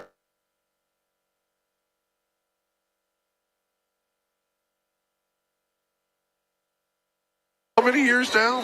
As long as we've been doing it. I think it might have to fall off the back of the vehicle or get lost somewhere. we might need to upgrade our facilities just a little bit. You said it, KB. This is Schaefer, the quarterback, handing off on first down, and it's Thomas down the right boundary. First down and more, gets knocked out by our Polylift player spotlight, Caden Bowen, but not before he picks up 25 yards and a Capital City first down. You better be aware of where number 3 is all night tonight, fellas. He's 5'10", 200 pounds of just athleticism and tough to bring down. And when he gets in the open field, he's scary for opposing defenses. And just like that, Cavaliers were staring down 80 yards, but now he's almost flipped the field on him in one play. If he wants, he's going to play on Saturdays in a couple of years. And still just a junior. Play action. Schaefer trying to set up a pass deep down the left boundary, and it's caught. Out of bounds. Inside the 30-yard line. Big play for the Cavaliers. Marcus Driver from Evan Schaefer. Are they going to call it? They haven't moved the chains yet. There's a flag on the play, but I got to imagine it's probably defensive pass interference. But the flag over at the 37-yard line, roughly where the completion was made. They're moving the chains. It's a first down for the Cavaliers. And, Cavaliers aren't built to pass, but they look for one or two big shots on you in a game like that. We learned that the hard way last year on 3rd and 14. And you try to defend that as best you can, but you're so cognizant of the run that receivers are going to get loose on you. And Cavaliers got the better of the Lakers on that one. Still 7-7 with 33 seconds left in the quarter. Gain of 26 yards on the pass and catch to Driver. Schaefer tosses it right. Thomas turning the corner inside the 20, taking tacklers with him, still on his feet, spinning down inside the 15-yard line. Jalen Thomas with another highlight reel run, gain of 16, maybe 17 yards inside the Pacific Pools red zone. He doesn't even look like he's running full speed, but he's outrunning everybody on the field to get to the corner. And once he gets to the corner and hits contact, he doesn't go down easy at all, folks.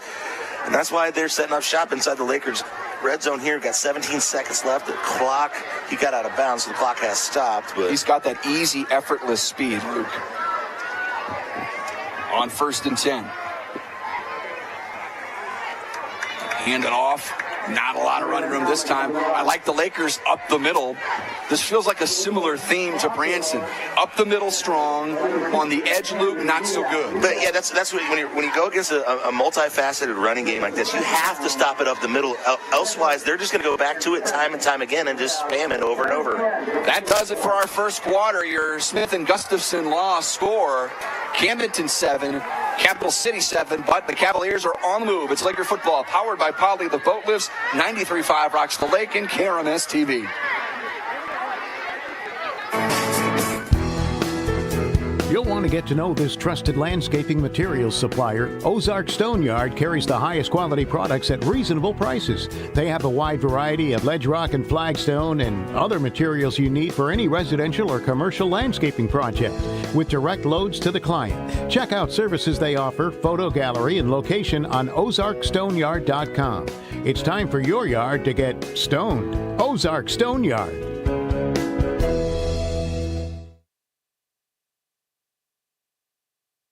Mid-City Lumber. Start to finish, we're your project resource. We've got you covered when it comes to the Lakers. 93.5 Rocks. All right, let's check in with Sammy Stava inside the State Fair Community College Score Center. Sammy, take it away. Thank you, Brendan. Week 8 is underway, and in the CMAC, Rockbridge is out in front 16-0 over Hickman. And locally, Osage leads Southern Boone 14-0 late in the first quarter. We'll try to get 11 in Glendale's score update once we get one. And from the State Fair Community College Score Center, I'm Sammy Stava. Guys, to the second quarter we go. Thank you so much, Sammy, with Capital City on the move here inside the Pacific Pools red zone. They've got a second down here, Luke, from the Camdenton 10-yard line. Yeah, just need, one of these times you're going to have to come up with a stop. If you're going to let them move the ball like they've moved the ball, you're going to have to come up with goal line stands. Schaefer fakes to Thomas instead of pitch out to the edge, taking tacklers, spinning down inside the 5 is Isaiah Franklin. Going to set up, I think first down and goal was, I think he got beyond the line to gain. It may depend on the spot. I think he's got it. It's pretty close, but yeah, either way, it's inches, and they're, taking a look at it. Dial it down says first. Okay, then they're not going to give it to him.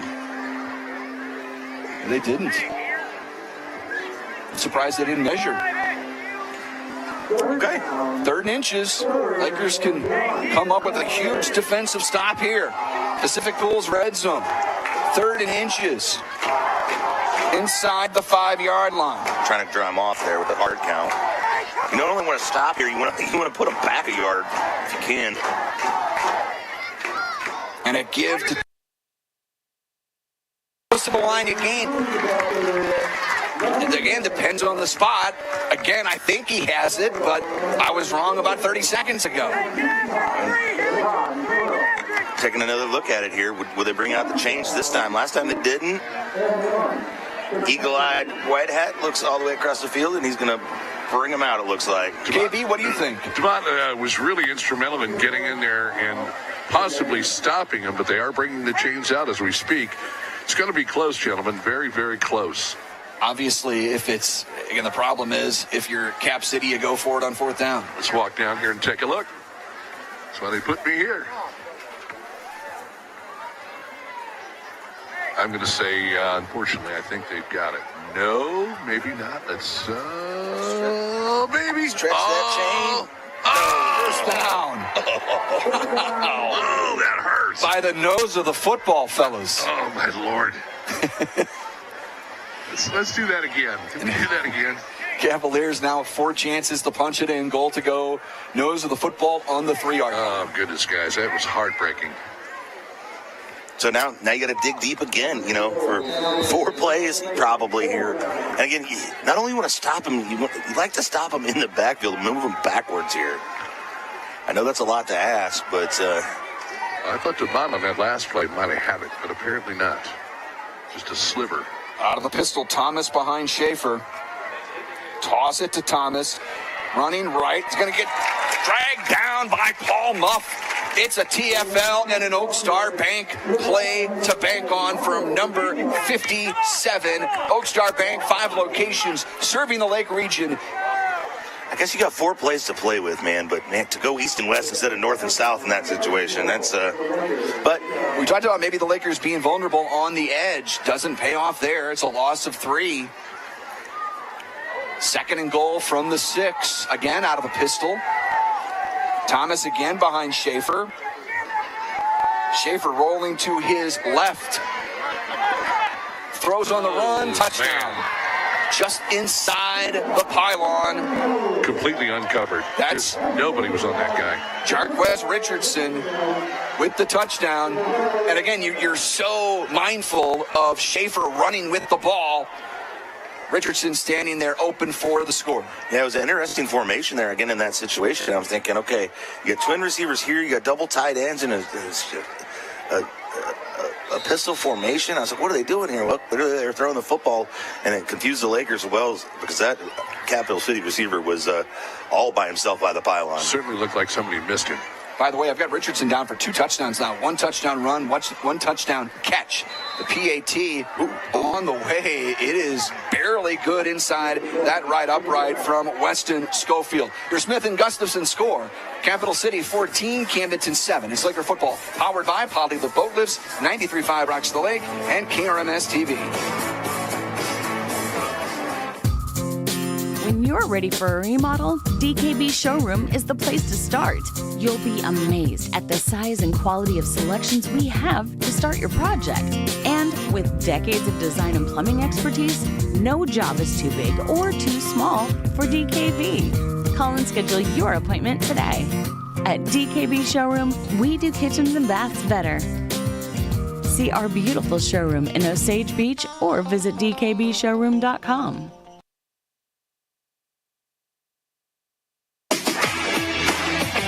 listening to Laker football on 93.5 Rocks. Sammy Stava inside our State Fair Community College Score Center says 14-7 Lebanon right now on top of Glendale. Brendan Matthews, Luke Hagedorn inside our Kenny Carroll Excavating broadcast booth. KB down on the sidelines.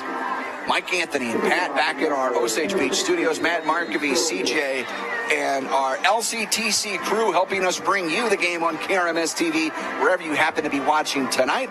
The YouTube feed starting to fill up, and let us know in the YouTube chat. Let us know where you're watching from tonight. We'll give you a shout out later on in the broadcast. This is a Team Lassen Flat Branch home loan kickoff going over the head of Owen Borbay. Touchback, 1st and 10. Lakers at their own 20-yard line. 6 o'clock tomorrow night, 6 o'clock Sunday night. If you want to see the replay, folks, in case you can't see it, you can only hear it. We have made some great strides in bringing you Laker football for those folks who might be doing other things. That's on KRMS 32.11, yes, correct, sir? So it's 1st and 10. Lakers down now 14-7. New Spring Wellness Center time check, 10:02 to go in this first half. Empty backfield as we've seen much of this night. Purple Tide 5 wide. Carson takes the snap. Has time. Throws left. Complete to Deontay Hare. He's dropped by the opposing number 1, Isaiah Franklin. A little different look there for the Laker receivers. Instead of being completely spread out on each side of the formation, they were stacked one behind each other. So it's just a different look. Gives Cap City another thing to think about. These things you can do pre-snap that just little window dressing things that just looks a little different. You can run the same plays out of it.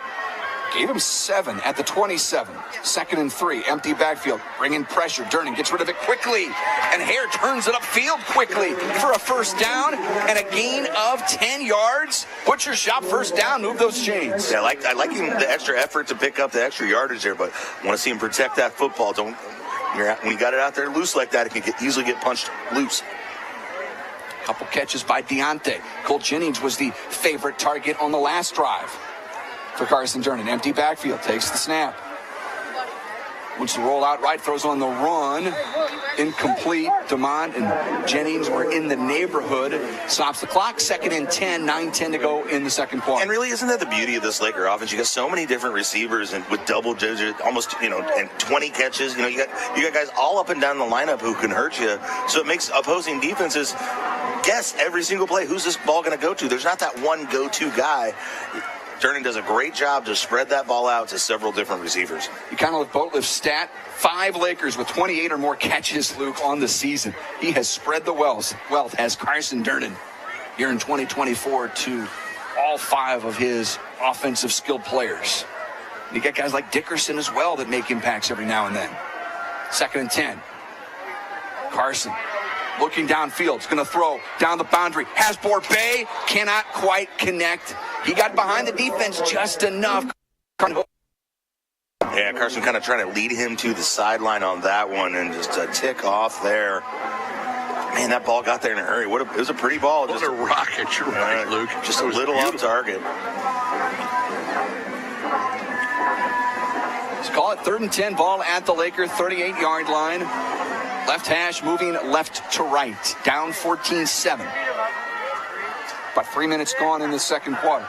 Durnin rolling pocket right, throws on the run, connects underneath the Borbay, who turns it up, gets a couple of extra yards after the catch, gain of 14 yards, Butcher shop first down. Let's see if the Lakers turn up the tempo here a little bit. They've been a little bit more methodical and slowly and thinking about things, checking out the defense. Let's see if they put pedal to the metal here and really kind of put the pressure on this Cavaliers defense. 8 minutes, 55 seconds left in the half. Lakers trailing 14-7.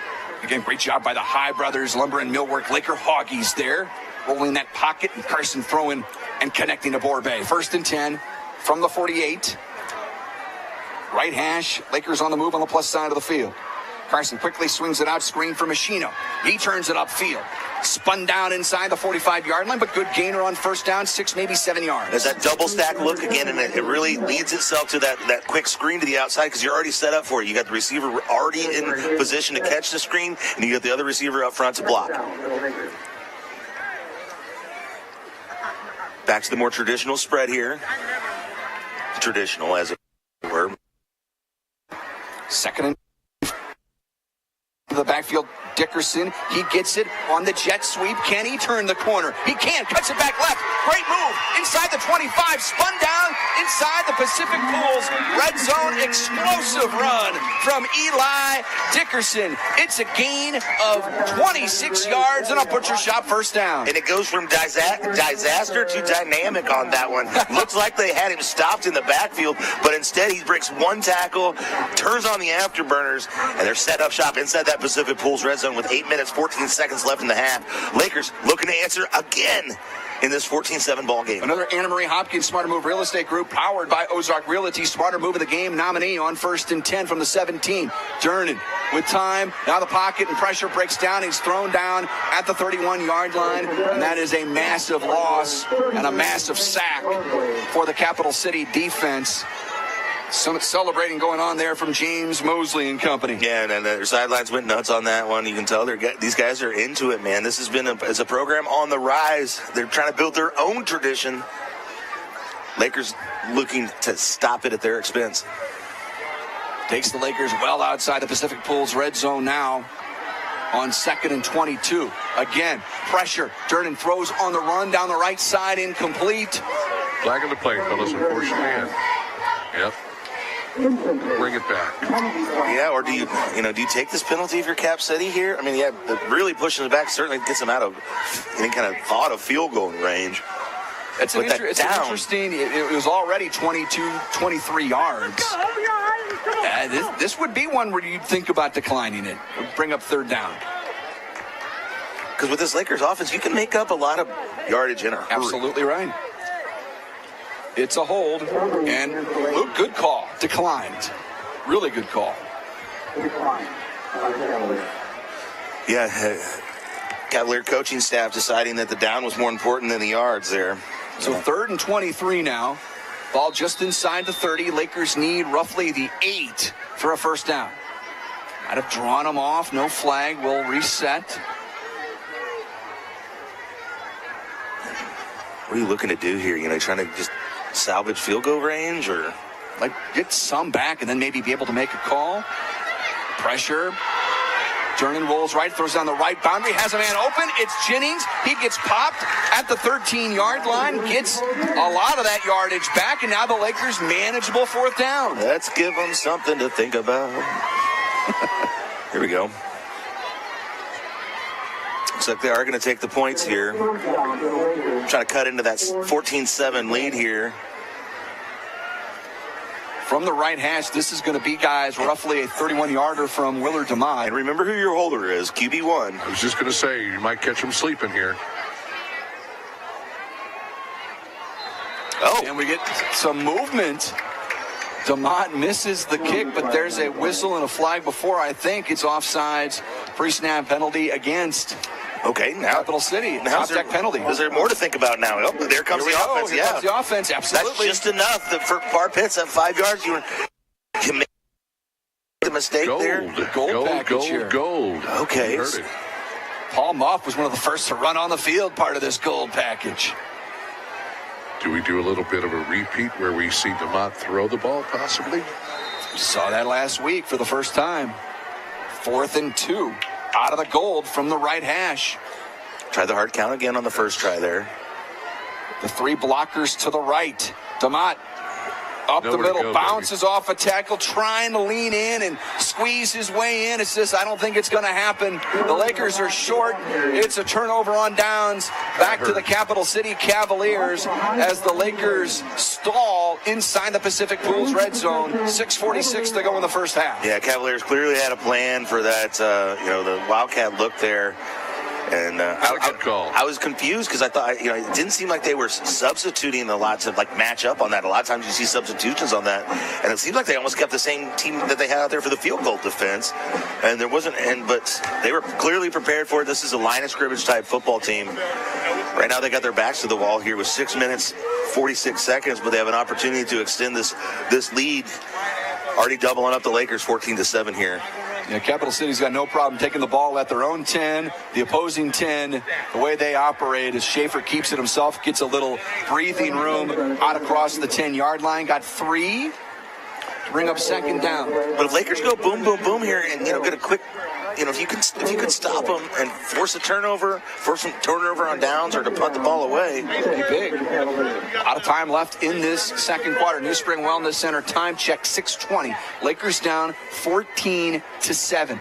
Massive district and playoff implications tonight. A win, and the Lakers host for, we think, a couple of weeks at least. On second down, Schaefer's going to get dropped by Willard DeMott. Shy of the 15-yard line, and Oak Star Bank played a bank on by the Lakers star linebacker, kicker, receiver, running back, basically everything on this team. He's just one of those guys. We've seen him all through the years in this Laker program. Those versatile guys who can do multiple things for you are so valuable for any team. But Laker coaching staff in particular seem to find ways to use those guys to their fullest advantage. Remember our Mid-City Lumber game plan. Win every play. This is a big one to try and win. 3rd and 5. This would not be in position for Capital City to go for it on 4th down, even on a 4th or 1 and 2. And Schaefer in no hurry. The play clock is hit 0. See if they got a timeout. They're going to burn a timeout. Yeah. It is a resort at the Lake of the Ozarks timeout. We'll take one as well. Lakers facing a 3rd and 5 defensively when we return. It's Laker football powered by Poly the Boatless. 93.5 Rocks the Lake and KRMS TV.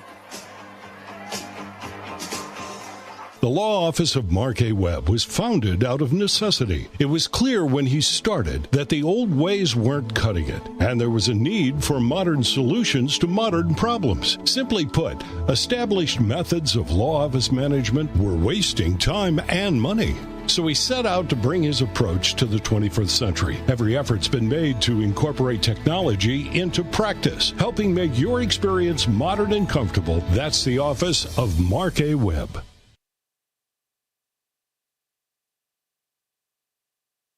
You're listening to Laker football on 93.5 Rocks. Big 3rd down and 5 coming out of that resort at Lake of the Ozarks timeout.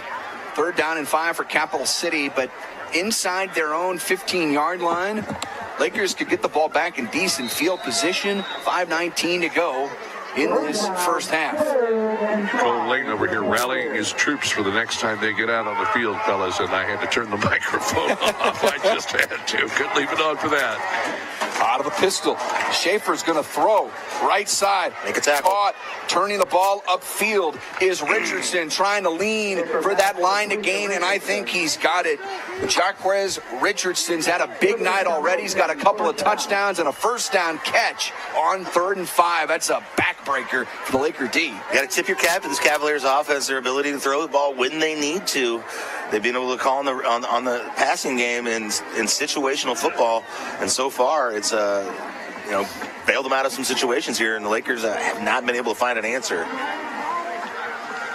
So 1st and 10, Capital City, just across their own 20-yard line.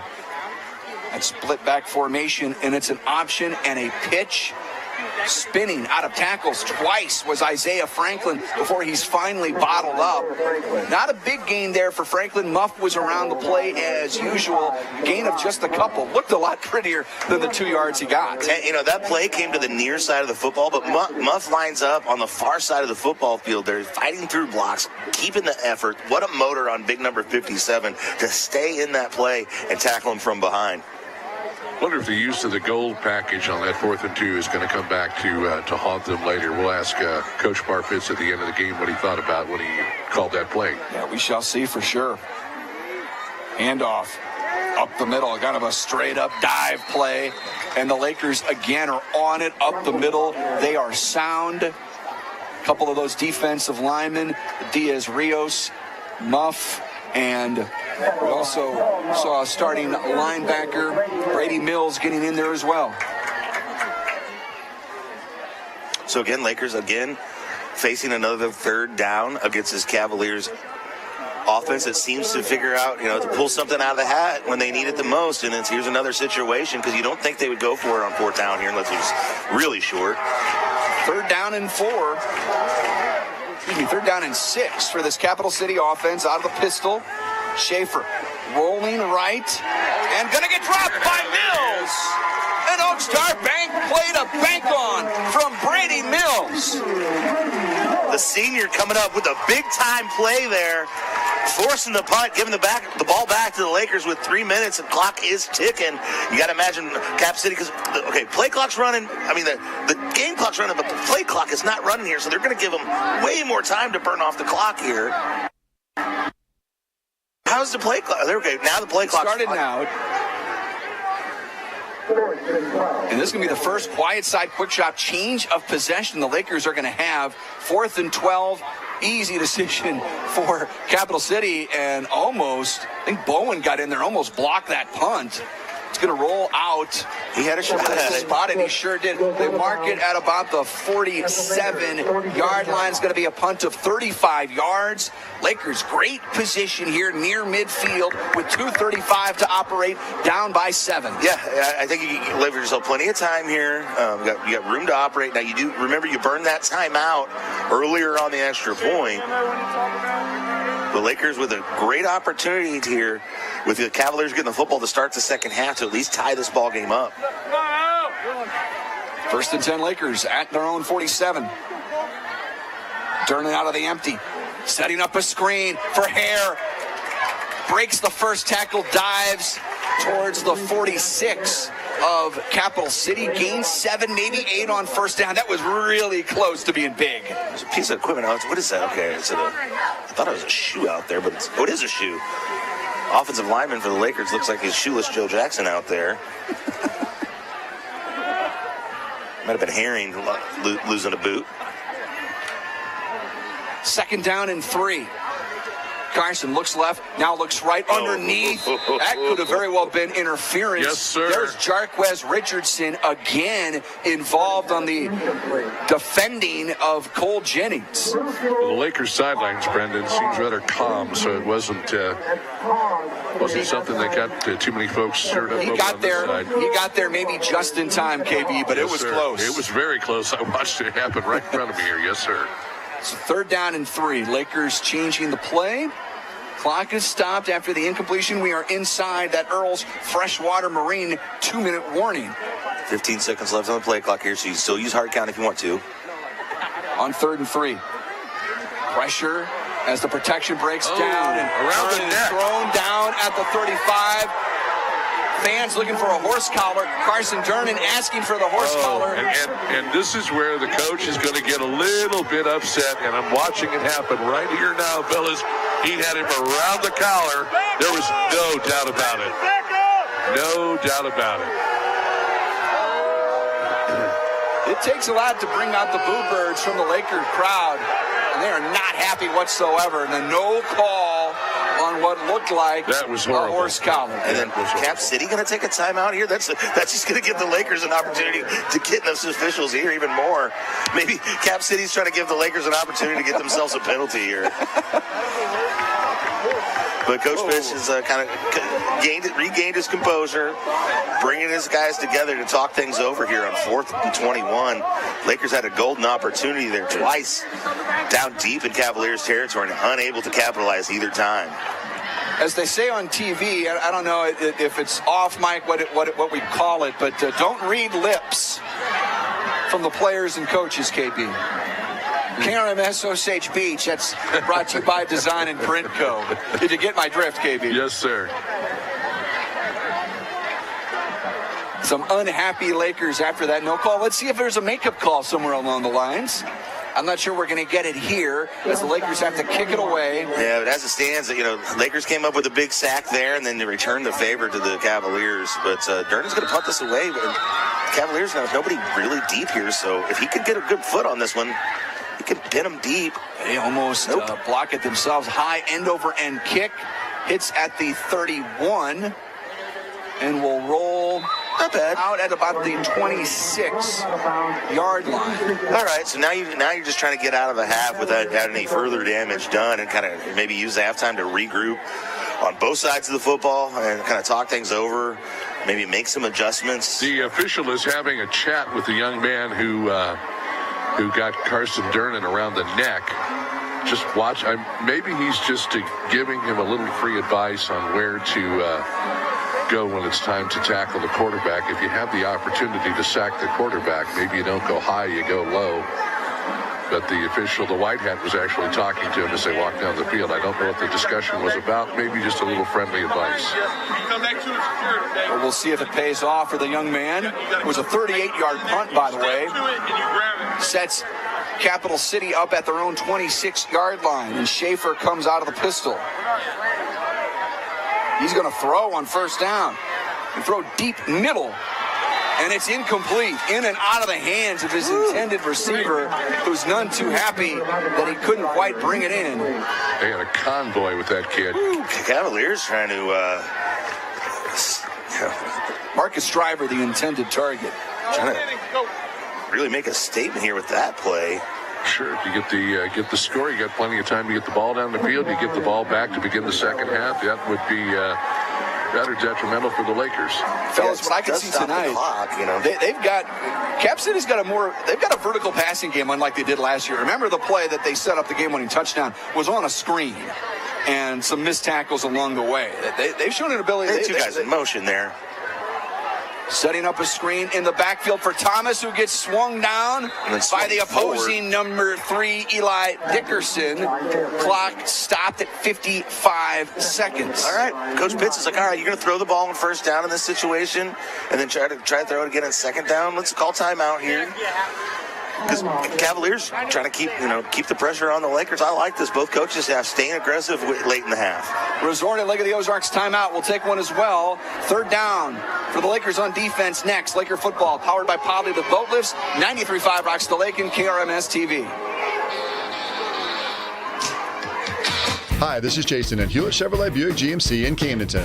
I want to tell you about our award-winning service department. Hewlett's Service Department was named Best Service Department in Missouri, and we take that honor very seriously. We fix your vehicle right the first time and strive to make your experience seamless by offering free transportation and a free car wash each time you're in. Come see my friendly staff today for all of your service needs at Hewlett Chevrolet Buick GMC in Camdenton.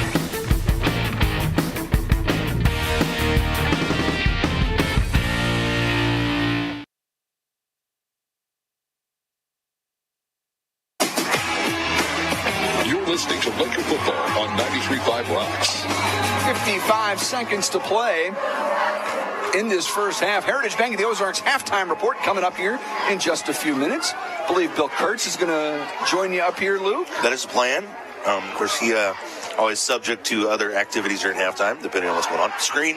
Schaefer trying to set up the screen on the third down. Nothing doing. Mills there. Brady Mills playing one of his better games. He's fired up, and it's going to bring up fourth down with 50 seconds left. Stops the clock because it's an incomplete pass. Lakers going to have one timeout here, 50 seconds, and field position pending this punt. Do you try to put the block on here, or do you try to put the return? Looks like they're going to set up for a return as opposed to the block. Return here. Schofield to kick it away. They did have some pressure on him. This is returnable at the 24-yard line. 30, 35, 40, 45. Wrestled down right out here in front of KB. The clock's running. The clock is running. The clock is running. Why is the clock running? Why is the clock running? It's still running. Finally stopped it. They need to add about 16 seconds to the clock. 35. They're going to put 35 on the clock. I'm going to say 34 on the clock. 34, 35, 36. 40. You may want to walk down the hall and let everybody know what's going on here. So 34 on the clock. Lakers have it on the great return by Willard DeMott to the 49-yard line. So we can get the clock issue taken care of. Yeah, it still says 22. As it, unless they do a count off, there it is, 34. It is the home clock, right? Yes, yeah, that's a couple times we've seen that. Yeah, that's right. Dan Hagedorn would never. All right. Dumping it down underneath, incomplete as Durnan was trying to find Jennings. It's quickly second down. We still have 4th and 6 on the clock as well, or on the scoreboard.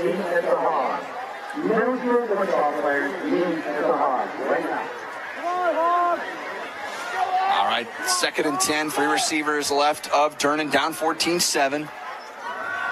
Carson feeling pressure, throws over the middle, and a catch and run. All right. In stride. That's going to be a butcher shot, first down. Clock stops at 23 seconds here while they reset the chains. Don't have to get it all on this play here, but you got to get positive yardage. You can't take a sack. Can't get tackled early if you're a receiver and it's behind the line of scrimmage. DeMont with the catch, 22 yards, 1st and 10.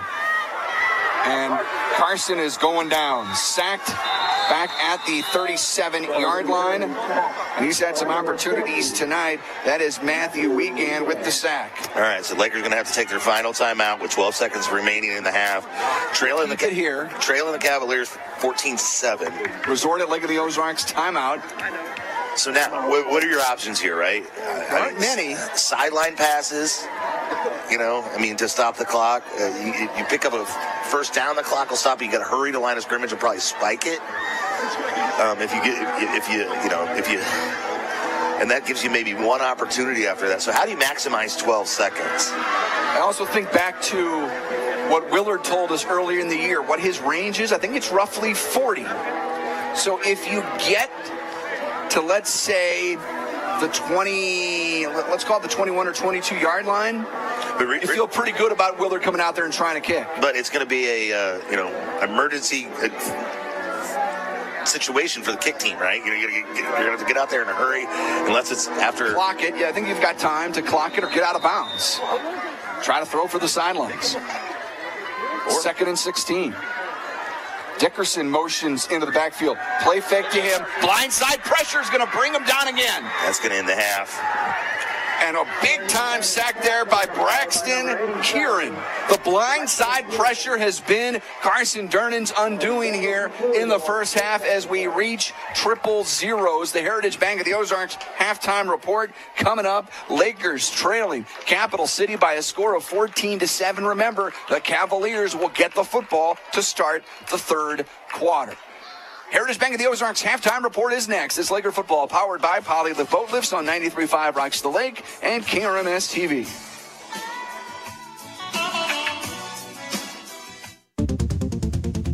Are you dreaming of that new home or business? Whether you want a brand new building, a remodel, or addition, now is the time to turn your vision into reality. Kurt Flickinger, architect and owner of KJF Architecture, has 25 years experience locally, nationally, and internationally, designing exciting dynamic spaces to work and to live. Visit kjfarch.net for a full profile and to schedule your free consultation. Turning your vision into reality.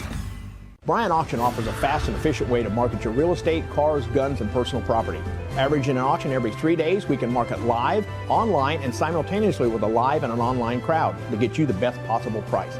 Our real estate auctions have brought in buyers from all over the world and gun buyers from all over the nation. 50 years in business and thousands of satisfied clients because we care. Visit BryantAuction.com and consider it sold.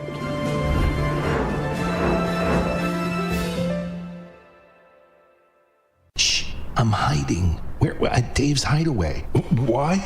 Well, there's no smoking, no pets. They have Wi-Fi, great barbecue pits, microwaves, refrigerators, best shower pressure at the lake, and the cleanest rooms. Coffee anytime, too. And they have great weekly rates. Bob, where are you? Oh, don't tell anyone, but I'm hiding at Dave's Hideaway, just west of the Camdenton Square on 54. Come join me at Dave's Hideaway, 873-7111. Bob! Lake West Excavating is ready to help you with your demolition and excavating projects. Waterline, state-certified septic installations, land clearing, driveways, foundations, footings, and grading is just some of what they do. Owner Jacob Baker will personally oversee your project and offer hands-on supervision. Residential or commercial, Lake West Excavating has the experience and equipment to get your job done right and on time. Visit Lake West Excavating on Facebook and call 573-789-9553. Member FDIC, equal housing lender. All right, Laker faithful, let's head back out to the Kenny Carroll Excavating broadcast booth for the halftime report, sponsored by Heritage Bank of the Ozarks. We'll get you caught up on all the happenings from the first half of tonight's contest, and you just never know who might stop by. Thanks to our sponsor, Heritage Bank of the Ozarks, with locations in Camdenton, Lebanon, and Plato. Visit heritagebankozarks.com.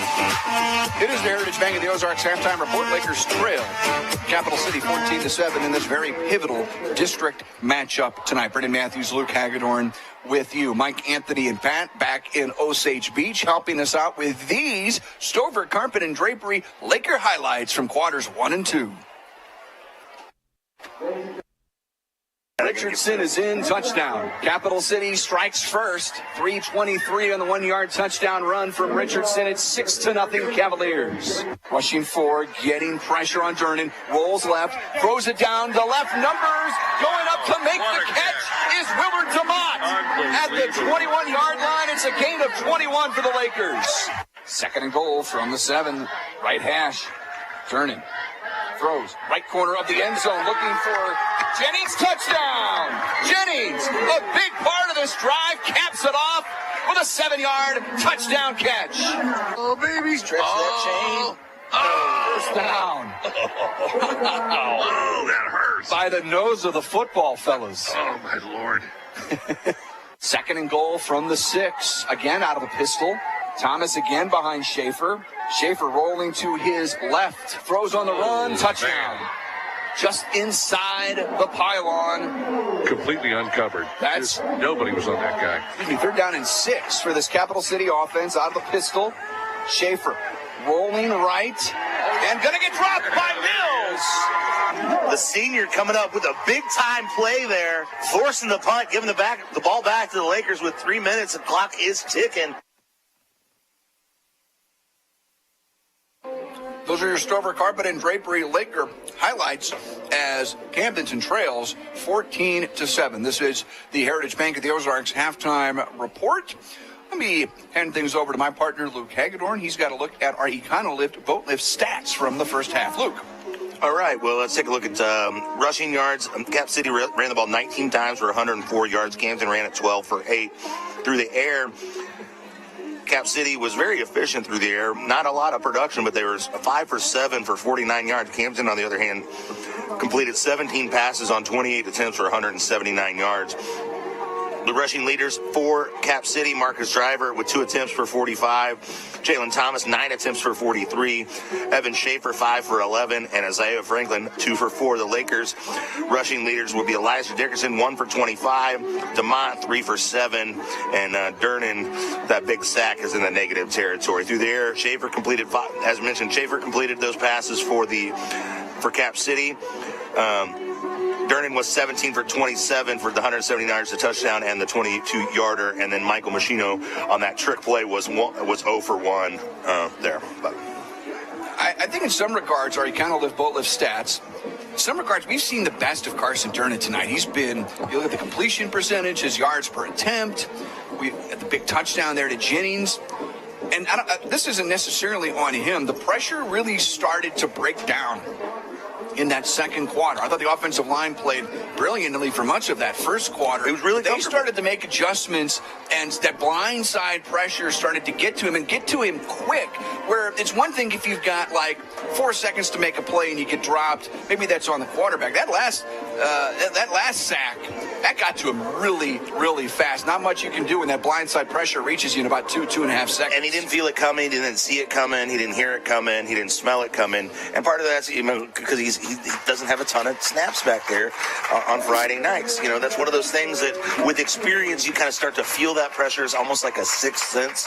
Like I said, you can't really smell pressure coming unless the guy really has a problem with the shower or something. But, it's that sixth sense that a quarterback sometimes develop, and he just really hasn't had the time to develop that, and he's developing it right in front of our eyes. So.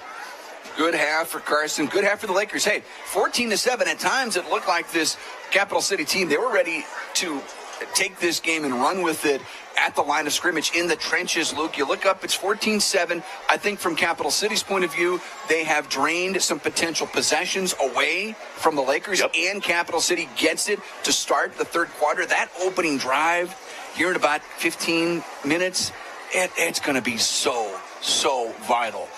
Because Capital City, one of KB's favorite things, those long, drawn-out drives, they've got a chance to have something like that, punch it in.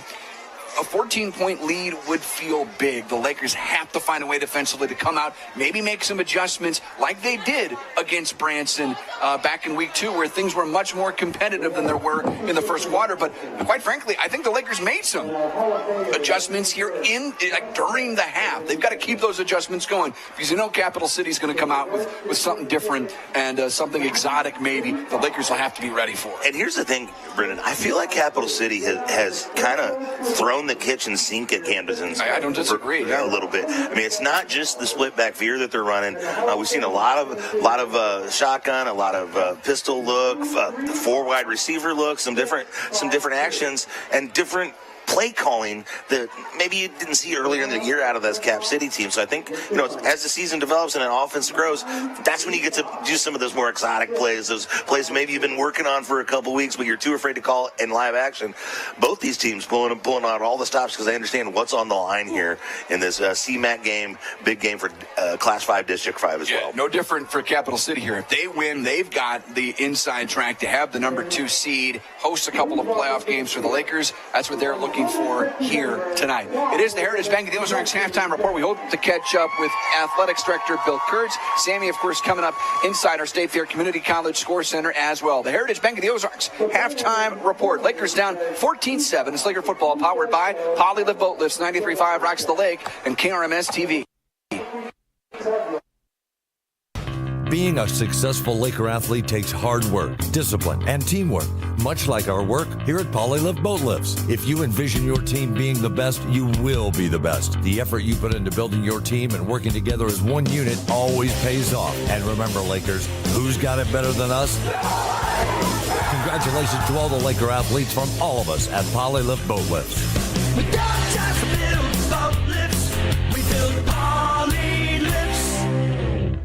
At Jennings Insurance Group, we specialize in retirement solutions and employee benefits. We use insurance as a tool to positively impact the lives of those we serve.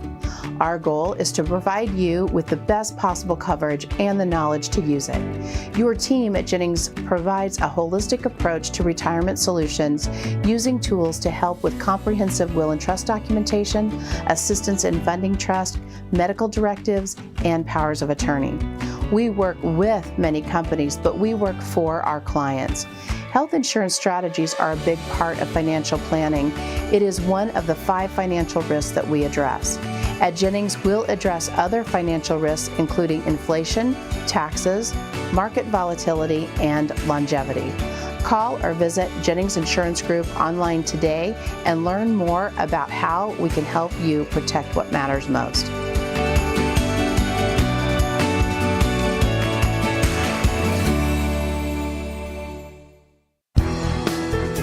You'll want to get to know this trusted landscaping materials supplier. Ozark Stone Yard carries the highest quality products at reasonable prices. They have a wide variety of ledge rock and flagstone and other materials you need for any residential or commercial landscaping project with direct loads to the client. Check out services they offer, photo gallery, and location on ozarkstoneyard.com. It's time for your yard to get stoned. Ozark Stone Yard.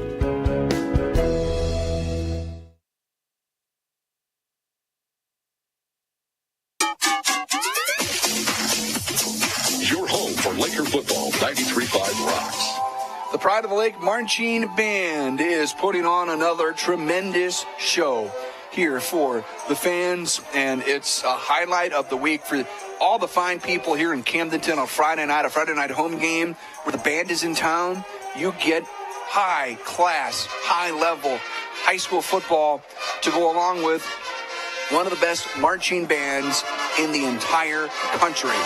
Well worth the price of admission, which I quite frankly don't know what that is since I've come here in a working capacity every night for the last almost 20 years.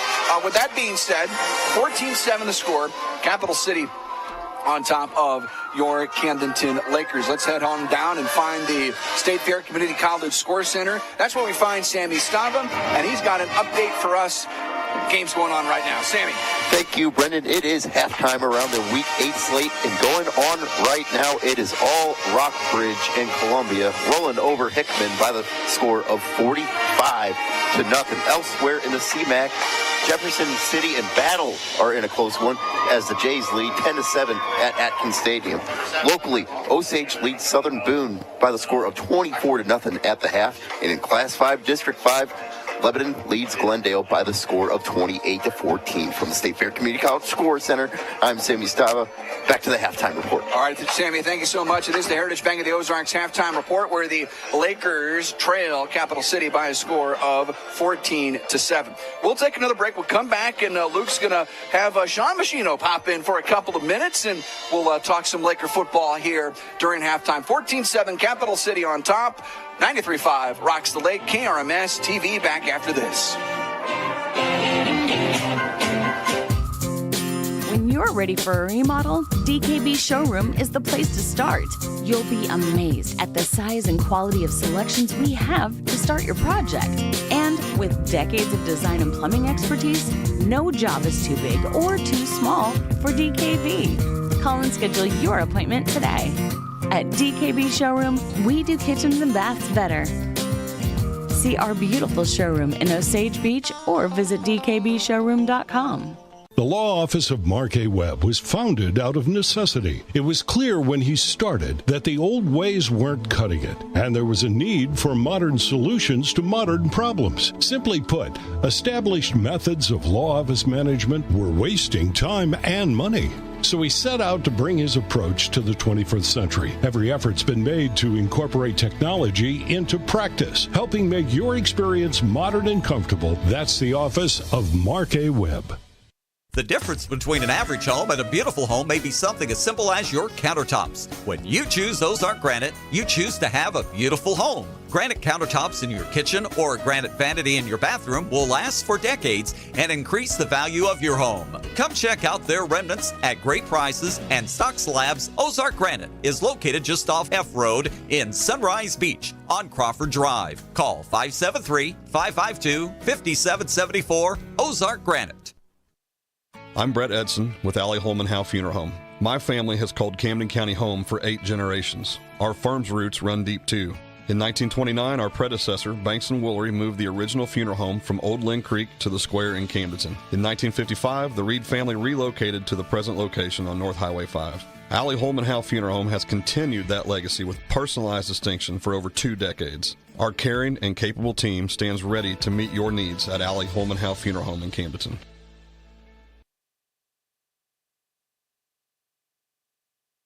0464 for Kenny Carroll Excavating.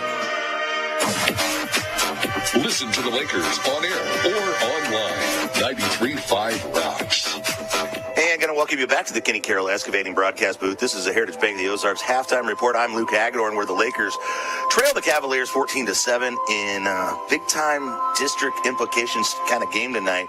But we've got Sean Machino coming on again this season to visit a little bit, see what you saw in the first half so far, and how are things going over doing your administrative duties, watching over the student section up there?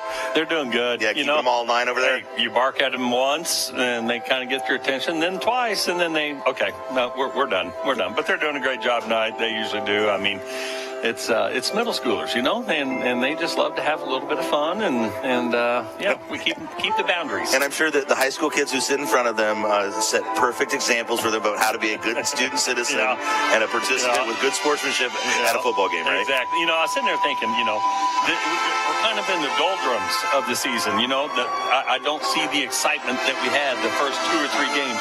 All my kids, they were up cheering, the first 2 or 3 home football games, and it's almost like, okay, we're kind of in the doldrums. We're needing something different, and they don't understand the implications of tonight, and so I'm just trying to think, what do we need to do to get them going, but it is what it is. I mean, we got a great crowd here tonight, but I just wish, our team needs that energy from our crowd, you know. What is it, from a school administrator side? What, like a football program, the school spirit that comes along with it, the camaraderie that these kids are building with these experiences? How does that translate to education to enhance the educational experience for everybody? Some people who might be a critic of an athletic program be like, what's the point? What's the point? What good is it to the kids that don't even play? But what good is it to those kids who are gathering together and cheering on their classmates? Well, I mean, I've got 70 middle school kids over there, outside of class, being able to communicate, and not with their phones. I mean, over here, they're not going to have their phones out too much because they'll drop them or whatever. But they're communicating face to face. That's number one, and being able to cheer on their team, a sense of family, a little bit, that you're trying to build there, that you're cheering on and complimenting somebody else and not focused on yourself, and that's kind of a big thing in the middle school is, hey, let's focus on others and what can you do for others? What can you say to help build that person up instead of trying to get all the credit for yourself? And so, there's a lot of lessons we learn when you come out to a football game, but they have to be taught. We're talking to Sean Machino. We're watching the Pride of the Lake Marching Band putting on their great show this year. Let's talk about football. What did you see in the first half? Saw a little glimpse of the future with number 7 trying to throw a pass there. That might see some more of that down the line. But what are you seeing out of this Lakers squad tonight? They had that one well covered. They saw that before. Two things stuck out to me, and I don't have the stats with me, but it seemed like we might be on the losing end of penalties right now. It seemed like we had more penalties. And then number 2, they have found a way to pressure our quarterback. And so, that has put us into, a little bit. They didn't pressure much, on that one drive but there at the end, they started finding their pressure, and we might be seeing a little bit more of that. So we're going to have to expose that. If they're going to start bringing pressure, then we're going to have to throw those tunnels and throw those screens and so on and so forth to get them out of pressure. And then we can start hitting a lot of those short sit down, those 7 to 10 yard routes. Yeah, that pressure coming from the backside there late in the half too. Early pressure from the backside really giving Durham a little bit of trouble. Yeah, and they've done a good job, because, they flush him out to the right, which, he likes to go to his right. But a lot of times they've had that outside in coming out, and just waiting for him. And a couple times he was able to get past him because he's got great speed. And then other times he was able to box him, and then the guy from the backside was able to, to get him. So we've got to be able to, and the Hoggies, they've got to be able to identify, or, is it outside pressure, and are we kicking out to somebody, or are they, bringing inside pressure? And I saw one of our guards kind of get overwhelmed there, and he's going to have to get underneath and get his feet, and those linebackers coming through and not just get, run over. We're going to have to, as we say, slowly get our butts kicked in the offensive line. In this game, you just got to, for 3 seconds, die slowly. Boom, yeah, just boom, boom. Just go back, 2 steps at a time, whatever. Just give us 4 seconds. We'll get the ball off. That's Sean Machino. I'm Luke Hagler. Lakers trail the Cavaliers 14-7. This is the Heritage Bank of the Ozarks halftime report. We're going to take a break. You're listening to Laker football on your home for Laker football 93.5 Rocks the Lake and KRMS TV. Hi, this is Jason at Hewlett Chevrolet Buick GMC in Camdenton. I want to tell you about our award-winning service department. Hewlett's Service Department was named Best Service Department in Missouri, and we take that honor very seriously. We fix your vehicle right the first time and strive to make your experience seamless by offering free transportation and a free car wash each time you're in. Come see my friendly staff today for all of your service needs at Hewlett Chevrolet Buick GMC in Camdenton.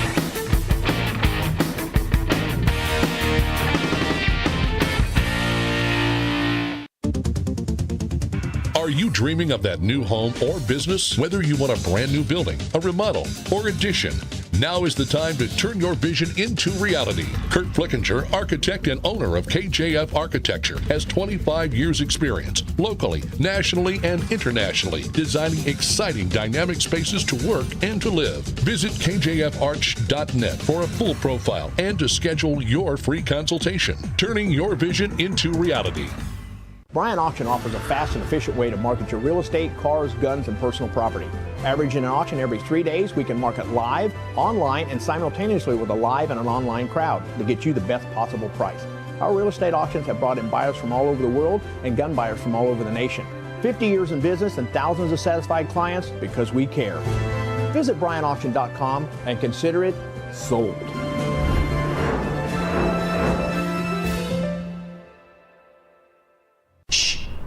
hiding. Where? At Dave's Hideaway. Why?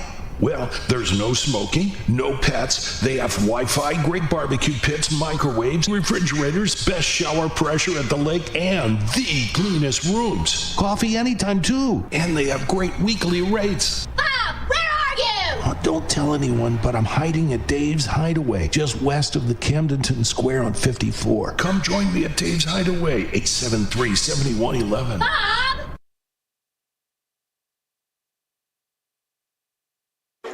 Not sure what Luke sees on the field. I see some buddies from high school that I haven't seen in a while.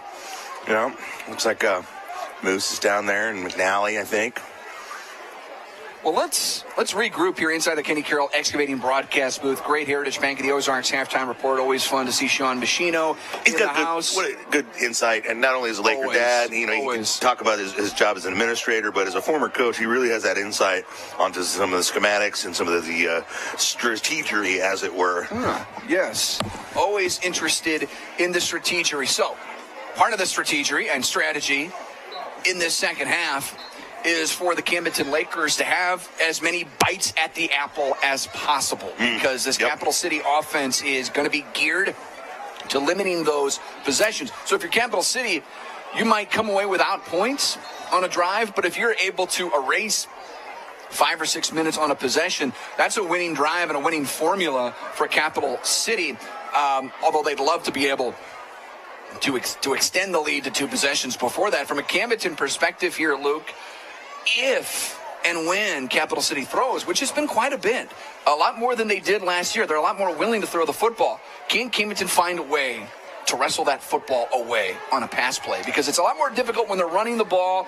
I think if they can find a turnover, especially on the plus side of the field, that could change the dynamics of this game, because even though it's so close, it feels like Capital City's in control, especially as the Cavaliers start with the football. Turnovers could be key. Now, you can do it that way, you know, right? Or you can do it the old-fashioned way with the turnover on downs. You know, if you just string together 3 plays defensively, you can get that ball back in a hurry and really just kind of change the tenor of this second half. And, you know, because coming into the second half, Cap City has the lead. They're going to start out with the football, so you feel like they got the momentum. But if the Lakers can come out and smack them in the mouth real quick, get this football back to their offense, you can really wrest back the momentum and take control of this football game in a hurry. But you can also let it get away from you in a hurry here. I think these first few minutes of the second half are going to, you know, be really telling as to how the rest of the half goes. Let's find KB on the sidelines. His update's brought to you by LensMart Optical, HMI Fireplace Shop. KB, any insight from what you've seen from the Lakers before we kick things off down there? Well, certainly, Brendan, you gotta keep your lids on tight here and make some smart decisions. I wonder again if we go back to the second quarter, Lakers 4th and 2, deciding to run that gold package as opposed to going for the field goal. Did they not have enough confidence in their field goal kicker? Well, we've seen him do some pretty amazing things. We'll see how it all plays out as we get ready to begin half of team home loan kickoff here. This is a shorter kick. It's fielded at the 1-yard line. Out across the 10, 15, 20. Angling here near side, little stutter step. Finally forced out of bounds across the 25 to about the 27-yard line. And we got a special teams tackle there from the Lakers. And credit to Elijah Southwick with the special teams tackle. 1st and 10 for Capital City. Well, it wasn't a complete disaster, but Cavaliers with decent field position to start off this drive, looking to tack onto their 7-point lead here. And you know, the good news for the Lakers is no matter what happens on this drive, you know, there's still a lot of football left. It's not insurmountable. They kept this game close in the first half, so it's not out of reach here. 1st and 10, Capital City with the split back formation.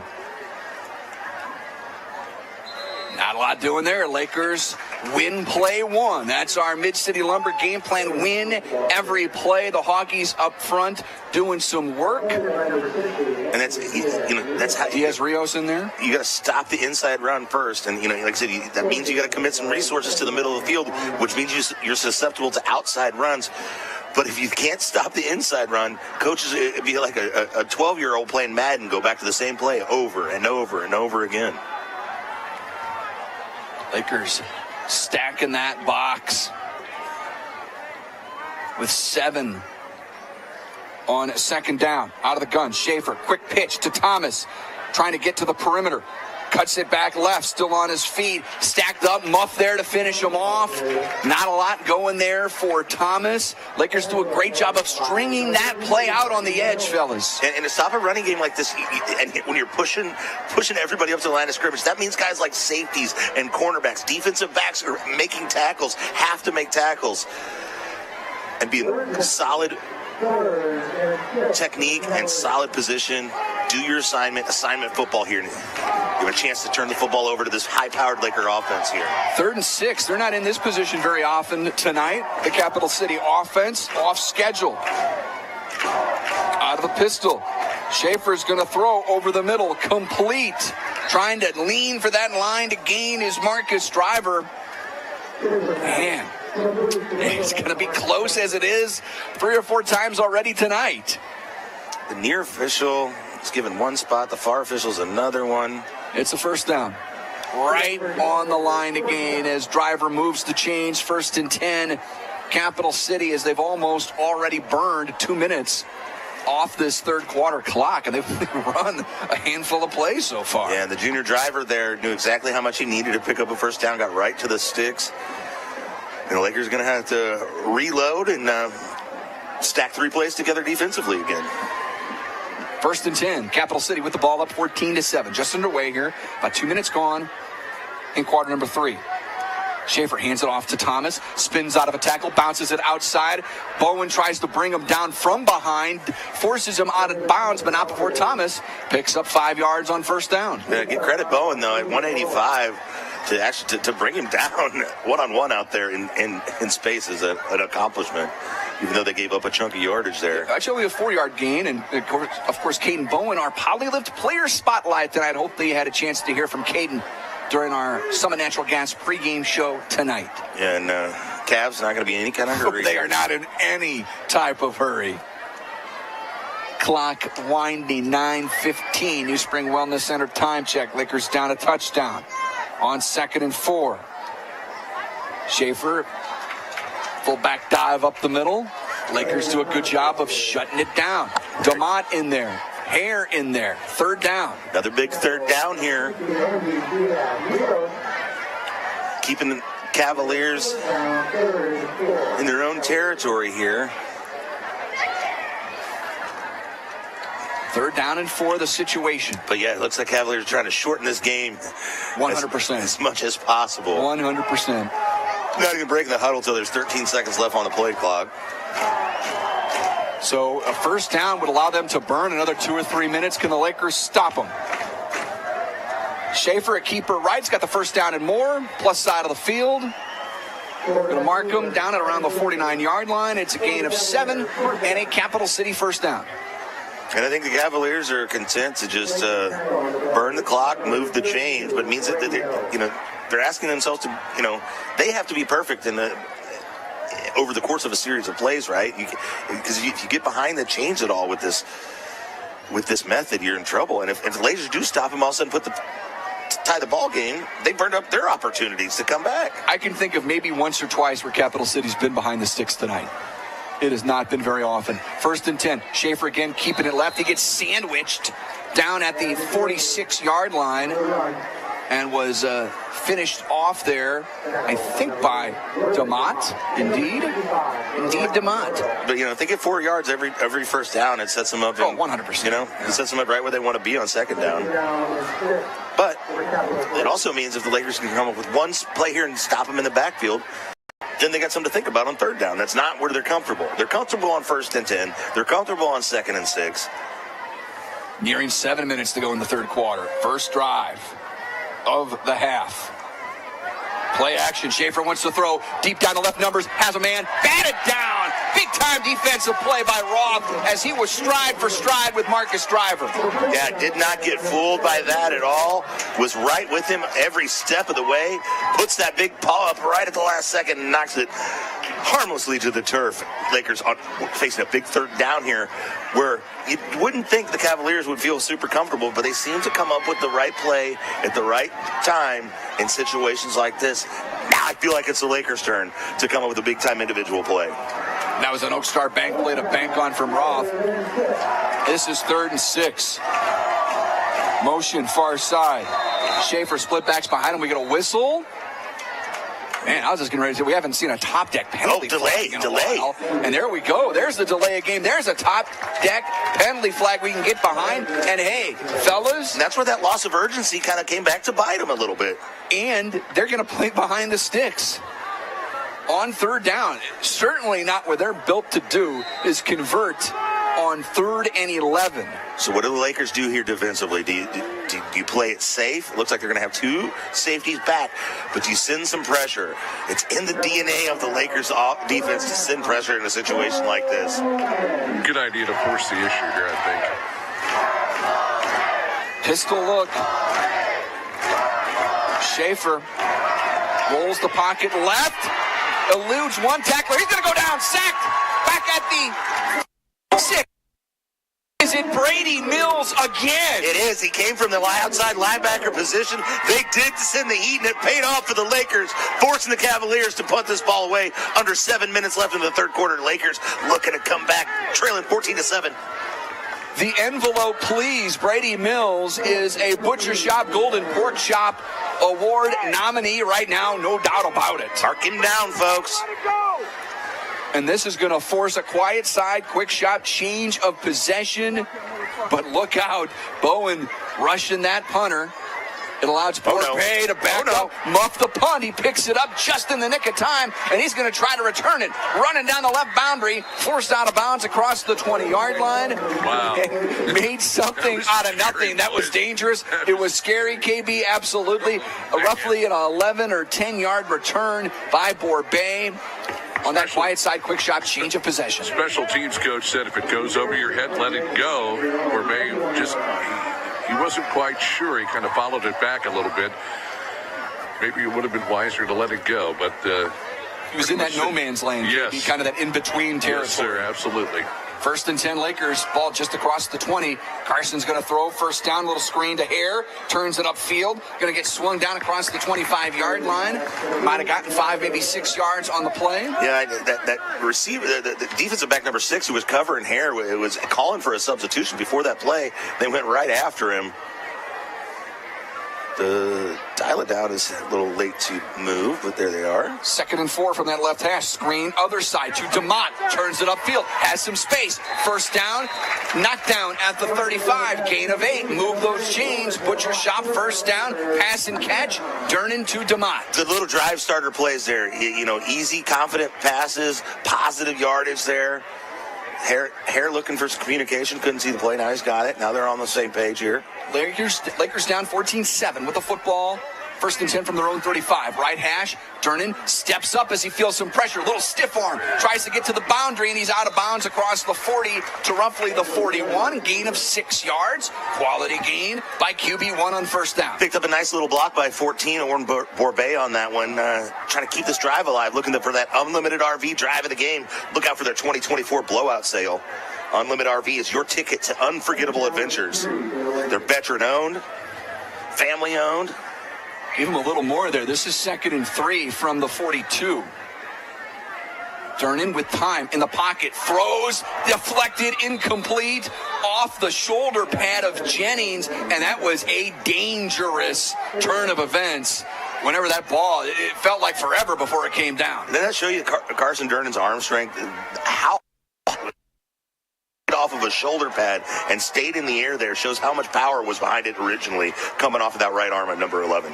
DeMott motioning into the backfield here. Now we'll motion back.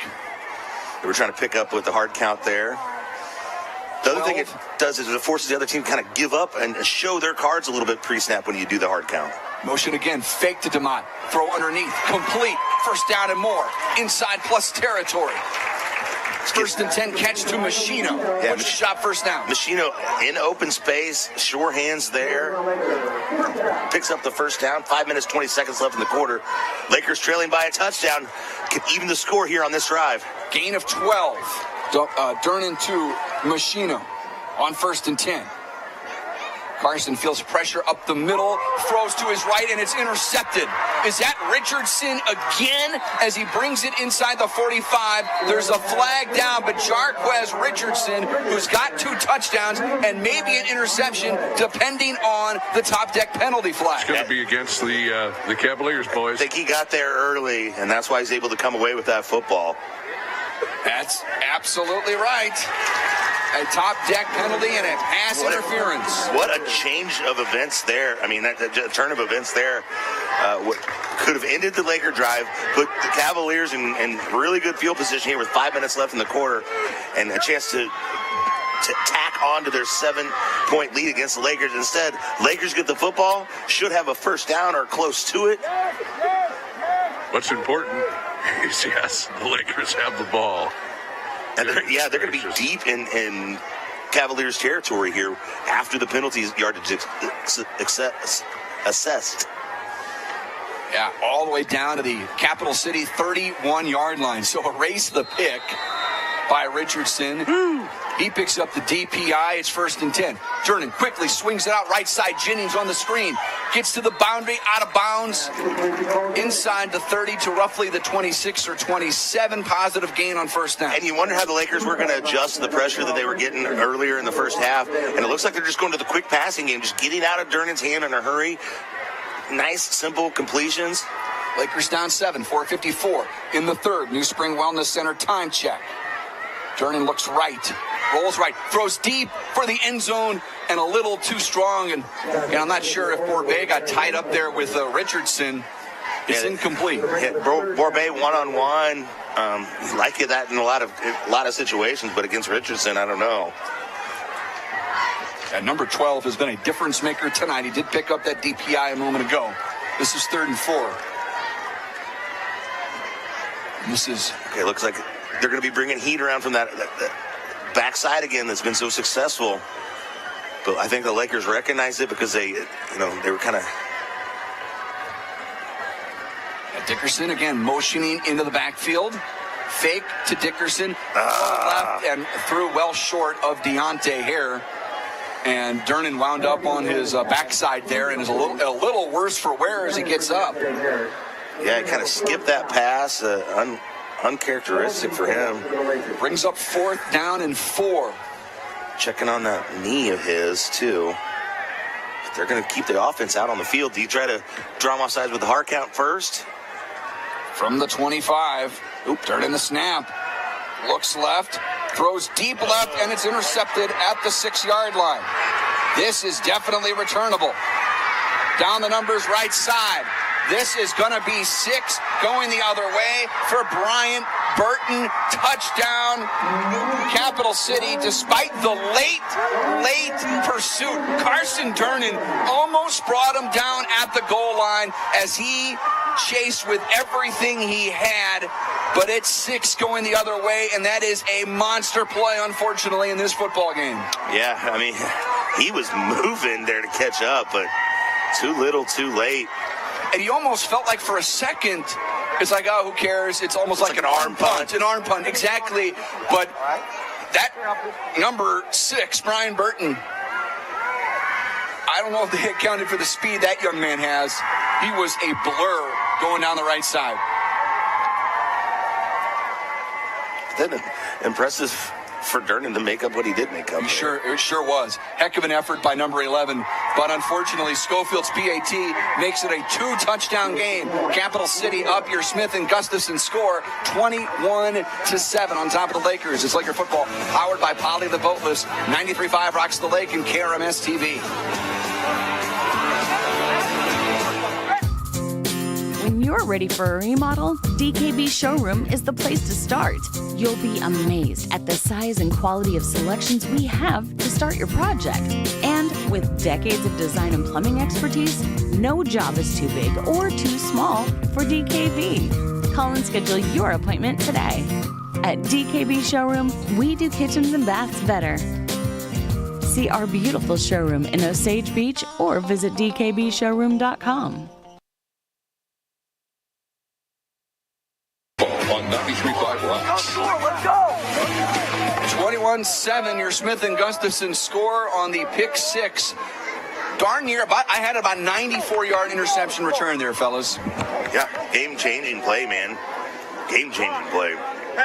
Now the sudden pressure's on the Laker offense. You gotta answer in a hurry. I mean, it's still third quarter, so there's still plenty of football left here, but you feel like you're letting this game slip away from you if you can't put something together here on this drive. I got a point to make with KB in a second coming up after the kickoff here. Of course, the team Lassen, Flat Branch, home loan, kickoff. Schofield will boot this one into the end zone for a touchback. KB, you talk all the time about the long, drawn-out drives, and that really is the bread and butter of Capital City. The fact that Capital City scored in roughly about 7 seconds on that pick six, it's a lot better than them marching down the field for 8 minutes and then scoring a touchdown. Yeah, well, I tell you what, Brendan, the thing that you really got to watch now is clock management. It's got to be smart. Now that the Lakers are back out on the field, I think that you're going to see them roaming their receivers anyway, roaming the sidelines a little bit more. Much like myself, we might even, have an opportunity here or there to see them really try to utilize the sidelines as much as they can to save that clock. That's part of it. I also think, though, they've got to find a way to score. You got to find a way for 6 on this drive. Underneath, you find Jennings, soft side of that zone, turns it up, tries to dive forward to get that line again. I think he's got it. Let's see where they mark him. Yeah, I think that should be a butcher shot. First down. With 4 minutes left of the third quarter, you still have the entire fourth quarter. I think you don't give up on the entire field. I like stopping the clock when you can, but the clock stops on first downs, too. I think the clock management, KB, is extra important when Capital City has the ball. On a screen here to Hare, they're going to turn the ball up again, and Hare's done a great job with these little screen passes. Picks up 8 on first down. I think for the Lakers, number one priority is to score. Because if you don't score on this drive and you're down 21-7, then you put the ball in. And this is what I told you before. If Capital City has a drive where they don't score but drain 6 or 7 minutes, that's a winning drive. That's what they're in position to do now if the Lakers don't score on this possession. On this possession, I should say, on the pass behind, Demott did a great job to readjust his body and then turn the ball upfield for another butcher shot first down to the 45-yard line, gain of 7. Yeah, because like I said, you get this down to a one-score ball game, then, Capital City can't totally take the foot off the gas, right? There you go. There you go. Absolutely, top deck penalty flag. And that's yardage without the clock moving. The thing, again, is the psychology of this game. You're down 2 scores. You don't have a whole lot of time left in the third quarter. Don't let things slide. Don't let things get away from you here. Manageable. This game is not over by any stretch of the imagination. Tons of football left. Absolutely. Demott's going to motion into the backfield on second down. And he's going to get stacked up, swallowed up right at the point of attack for no gain. And I think back, you talk about the finer details and letting nothing slide. I feel like that near arm punt was essentially, you almost don't sweat it. Okay, they're going to get the ball, but if you tackle them, and if you're throwing an arm punt to the wrong guy, you saw what just happened. So you got to be careful. Finer details here. 3rd and 5 from midfield. Durnan's going to fire here, right side for Borbet. Threw it too strong, incomplete. Borbet couldn't bring it in, and suddenly now you're looking at 4th down. 3rd down. 3rd and 5. Excuse me, 3rd down. But the clock does stop here. Yeah, you can take your time a little bit with that clock. Play on a big 3rd down here. New Spring Wellness Center time check 3 or 4. High snap. I won't say that much. Durnan steps up, and that high snap might have cost him. He's brought down from behind by James Mosley, who's had a good night tonight, and that does bring up 4th down. Yeah, high snap and a late pressure from the Cavaliers led to a loss in yardage here. And, man, this is tough. That was a big time drive, and like I said, it felt like a must score. You kick the ball away now, down 2 touchdowns to a team that can chew clock. Returning the punt was DeMarcus Linden Allen.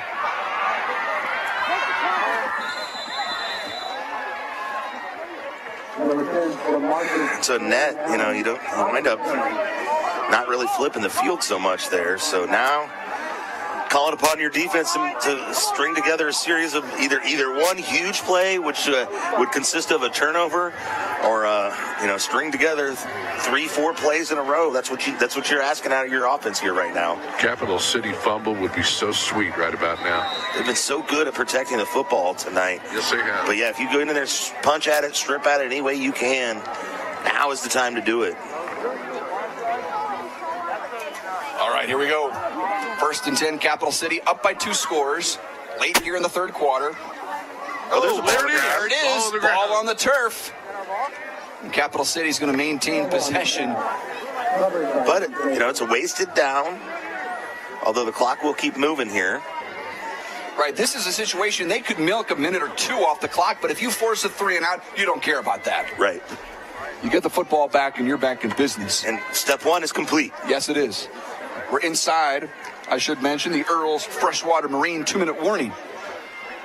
Coming to you inside the Kenny Carroll Excavating broadcast booth on 2nd down and 10. Schaefer option right, pitch it to Thomas.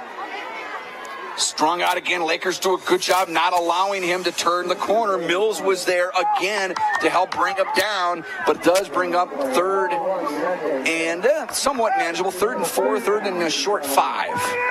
Watch the ball! Ball at the 41 of Capital City. Sideline yelling to watch the hard count here. The chant of Purple Haze echoing throughout Bob Shore Stadium. Split backs behind Schaefer, option left. Pitch it left to Richardson. Sidesteps a tackle. Bowen meets him, stacks him up at the 42-yard line. Maybe got a yard. Caden Bowen, our poly lift player, spotlight with a big tackle to force a 4th down. Man, that was set up by Willard DeMott to get to the outside in a hurry and force him to cut back inside, not allowing for the big run. It takes team defense to stop an offense like that, and that was a prime example of it there.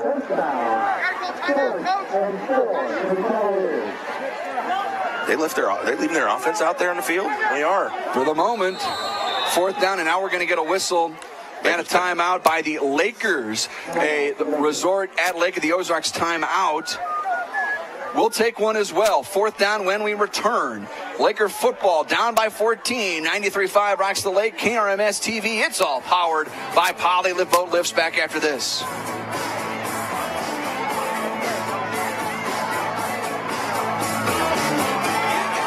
The law office of Mark A. Webb was founded out of necessity. It was clear when he started that the old ways weren't cutting it, and there was a need for modern solutions to modern problems. Simply put, established methods of law office management were wasting time and money.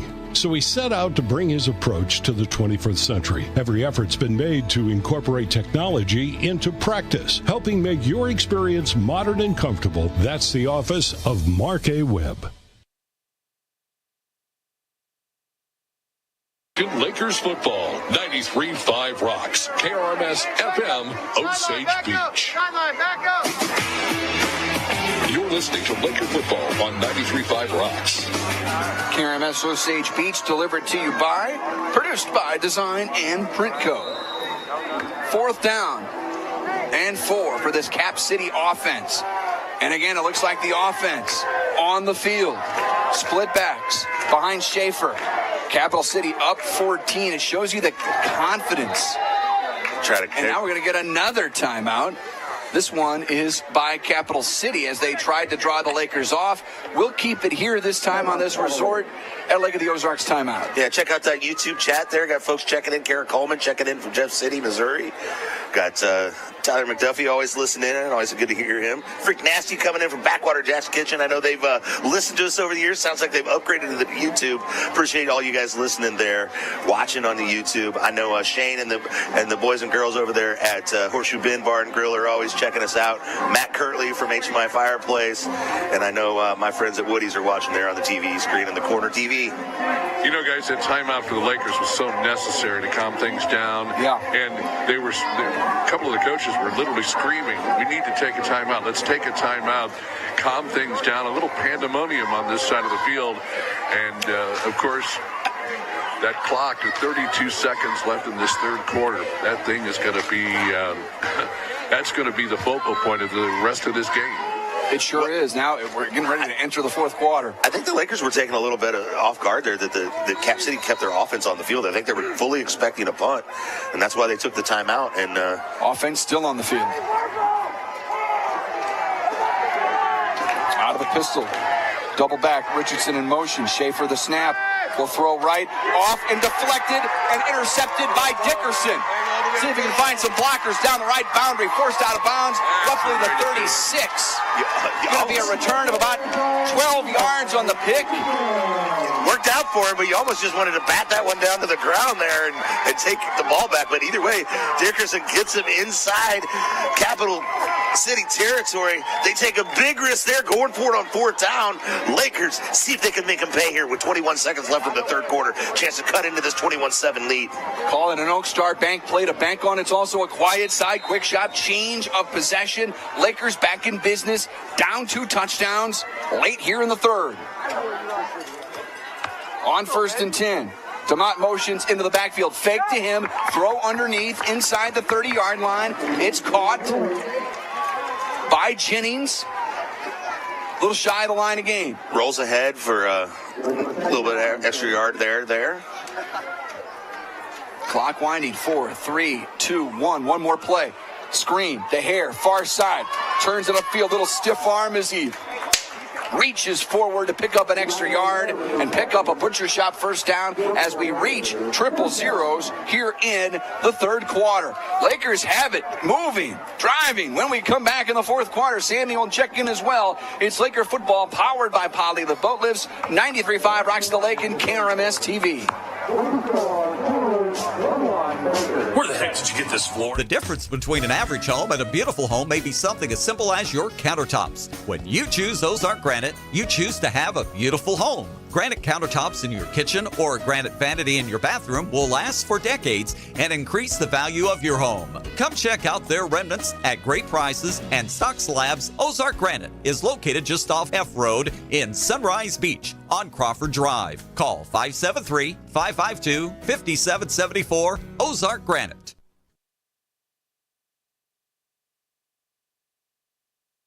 Laker football, 93.5 Rocks. To the State Fair Community College Score Center we go. That's where we find Sammy Stava with this update. Sammy. Thank you, Brendan. Week 8 is going down to the wire in battle. Looking for their first win of the season. Has taken a 20-13 lead at Jefferson City with about 8 minutes to go in the fourth quarter. And locally, Osage is well on their way to a 7-1 record with a 38-7 lead over Southern Boone. From the State Fair Community College Score Center, I'm Sammy Stava. To the fourth quarter we go. Thank you, Sammy, very much. It is 21-7.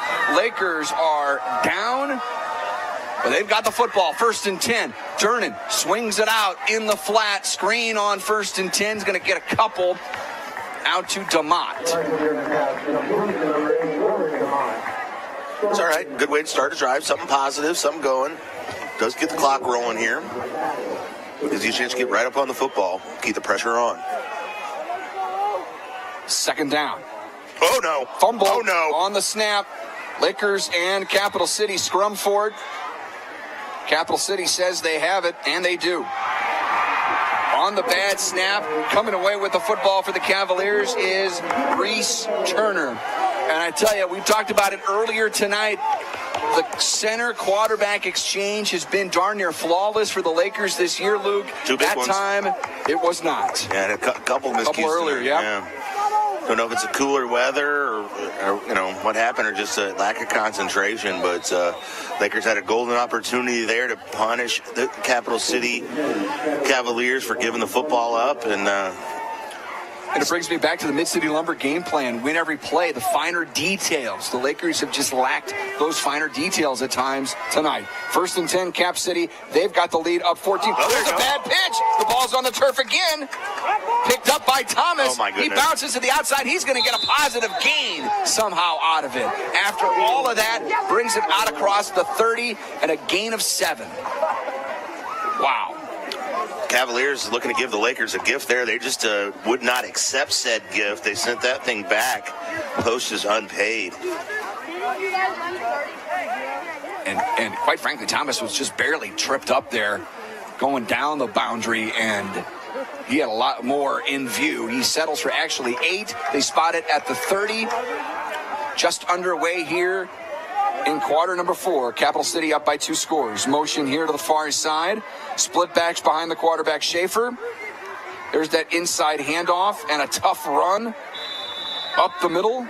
He earned every yard. He sure did. Thomas is absolutely meeting expectations here tonight as he has a first down run to the 35. Yeah, so Cavaliers, going to burn off every bit of 20, 25 seconds here. Clock will be under 11 minutes when they snap the football. Lakers is going to have to, like I said, you stack 3, 4 plays together or one big one. That's what you, at this point, that's all you're asking out of your defense. 3 in a row or one big one. Down 21-7 to the Lakers. 1st and 10, Capital City at their own 35. Another inside handoff. They're going to feed Thomas right now.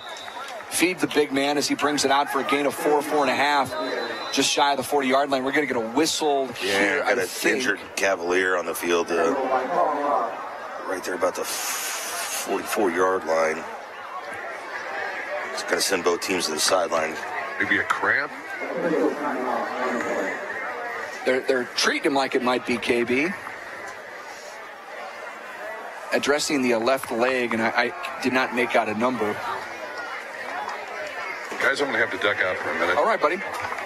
KB on the sidelines. This update's brought to you by Lensmart Optical, HMI Fireplace Shop. We're 10:43 to go in this football game. Let's step aside. A resort at Lake of the Ozarks timeout. Capital City's got the ball when we return. Powered by Polylift Boat Lifts, 93.5 Rocks the Lake and KRMS TV. I'm Brett Edson with Allie Holman Howe Funeral Home. My family has called Camden County home for 8 generations. Our firm's roots run deep too. In 1929, our predecessor, Banks & Woolery, moved the original funeral home from Old Lynn Creek to the square in Camdenton. In 1955, the Reed family relocated to the present location on North Highway 5. Allie Holman Howe Funeral Home has continued that legacy with personalized distinction for over 2 decades. Our caring and capable team stands ready to meet your needs at Allie Holman Howe Funeral Home in Camdenton.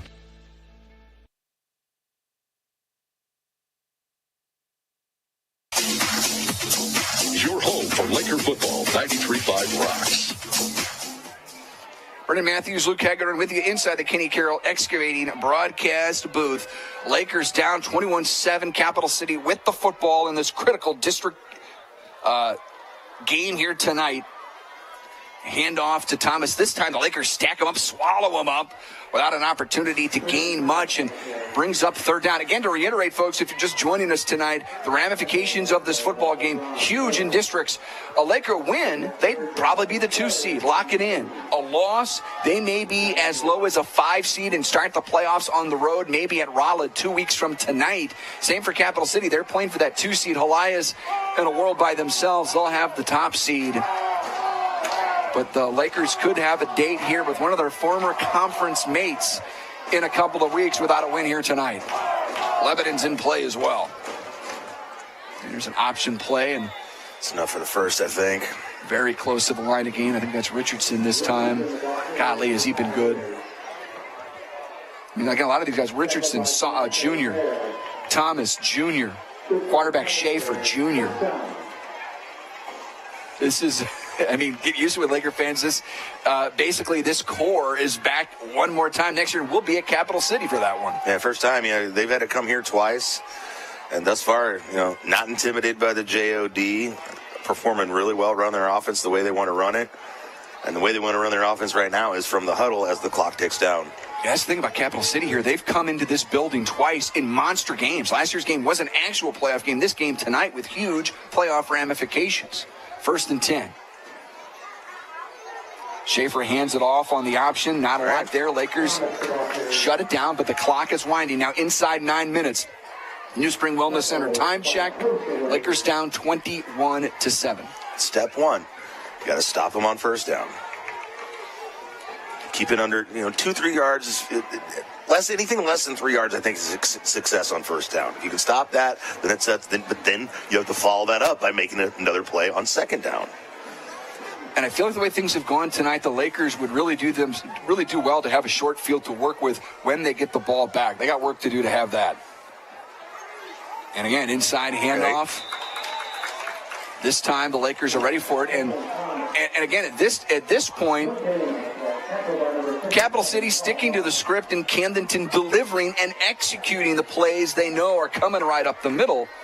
I'm curious if Capital City isn't going to pull the rabbit out of the hat here. Yeah, you think you got them in 3rd and 9 here, and it's right where you want them. But Capital City, time and time again, have called the right play, have made individual plays, not even just beating things schematically, but just individual players making individual plays to keep the Cavaliers' drives alive on 3rd down. And here's another opportunity for the Lakers to maybe stop that for once. 3rd and 9 out of the gun. Schaefer in the flat for Richardson, turns it upfield, knocked out of bounds around midfield, well shy of the line to gain. It's going to bring up 4th down, and let's call it 3.5 or 4.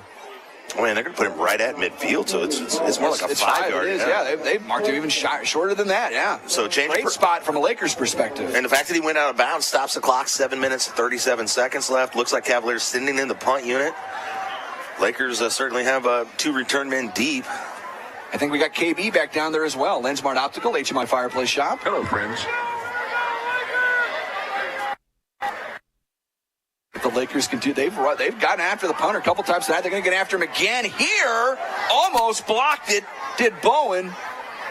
This is not returnable, and it's going to be down at roughly the 16-yard line. And let's call that a punt of 35 yards. And the Lakers have it 1st and 10. All right. I mean, I'm not saying you have to score on this drive, but you do. I'm saying you have to score on this drive. You do. And we've said, and we're repeating ourselves. We've said it the last few drives, and the Lakers haven't delivered yet. But at this point, KB now, without a doubt, the clock is very much not your friend. If you could score fast here, that would be great. Screen out to the far side. And Capital City does a great job to bottle it up for very little gain there from Jennings. The Lakers going to the outside. Do you think it makes more sense to kind of go downfield a little bit? I understand the process, guys. Of course, obviously they want to get out of bounds if they make the reception to save the clock. Yeah, that's certainly part of the equation, too. 1 deep safety here. 2nd and 8. Turning, feeling pressure, dumps it off quick. This has got some space, but a great open field tackle from Richardson as he wrangles DeMott down at the 25. Again, DeMott had eyes deep down the field, but Richardson saves a big play and tackles him shy of the line to gain. Lakers not exactly getting lined up in a hurry here, wasting a bit of time. 3rd and 1 from their own 26, down 2 scores. And I think they drew him off sides, maybe a top deck penalty flag. No, they're going to say procedure. Yep. Wow. I did not see that happen. And Durnan is who moved besides himself. He can't believe it. But no real argument from the Lakers sideline, so apparently they saw it too. I just missed it. You clearly saw the Cavalier player cross the line of scrimmage, but apparently he was induced. So it makes this a little tougher. 3rd and 6. Left hash. Lakers down 2 touchdowns. Durnan throws right. Nice catch by Dickerson. Breaks a tackle. Leans forward across the 35-yard line. Gets down to about the 37. A gain of 15 yards. Caught a butcher shot 1st down. And fellas, call that or Anna Marie Hopkins Smarter Move Real Estate Group, powered by Ozark Realty. Smarter move of the game as Dickerson breaks a key tackle to pick up the 1st down. Here's a 1st down pass to Hare. He gets bottled up the right after he catches it at the 40. Picked him up and drove him into the ground. Yeah, sure did. Gets about 3 yards. Clock winding. New Spring Wellness Center time check. 6 minutes to go in the ballgame. Lakers down 21-7. 2nd and 7. Left hash. What about that one? And this time, a top deck penalty, I think, is going to be an offside. Yeah, that time the Lakers were disciplined, did not move, allowed the Cavaliers to cross the line of scrimmage, pick up 5 yards with the clock not moving. And do you see how quickly our officials signal to the white hat if it's an offsides or a procedure? This officiating crew tonight has been fantastic. A+. Durnan in the pocket, deep throw, down the numbers, into traffic, capped. No, it's intercepted. intercepted again by Burton, his second pick. And that might just do it here from the JOD. Wow. Yeah, he threw up a 50-50 ball, but it was double covered, so that the odds change a little bit when it's 2-on-1. Almost triple coverage. Yeah. I thought the Lakers might have had it. We saw the initial signal, but instead it's an interception for Burton, his second of the night. We don't give away golden pork chops to the opposition, but that young man has a pick six, and this interception right now to give Capital City the football back with 5:38 to go in the fourth quarter. Capital City up 21-7.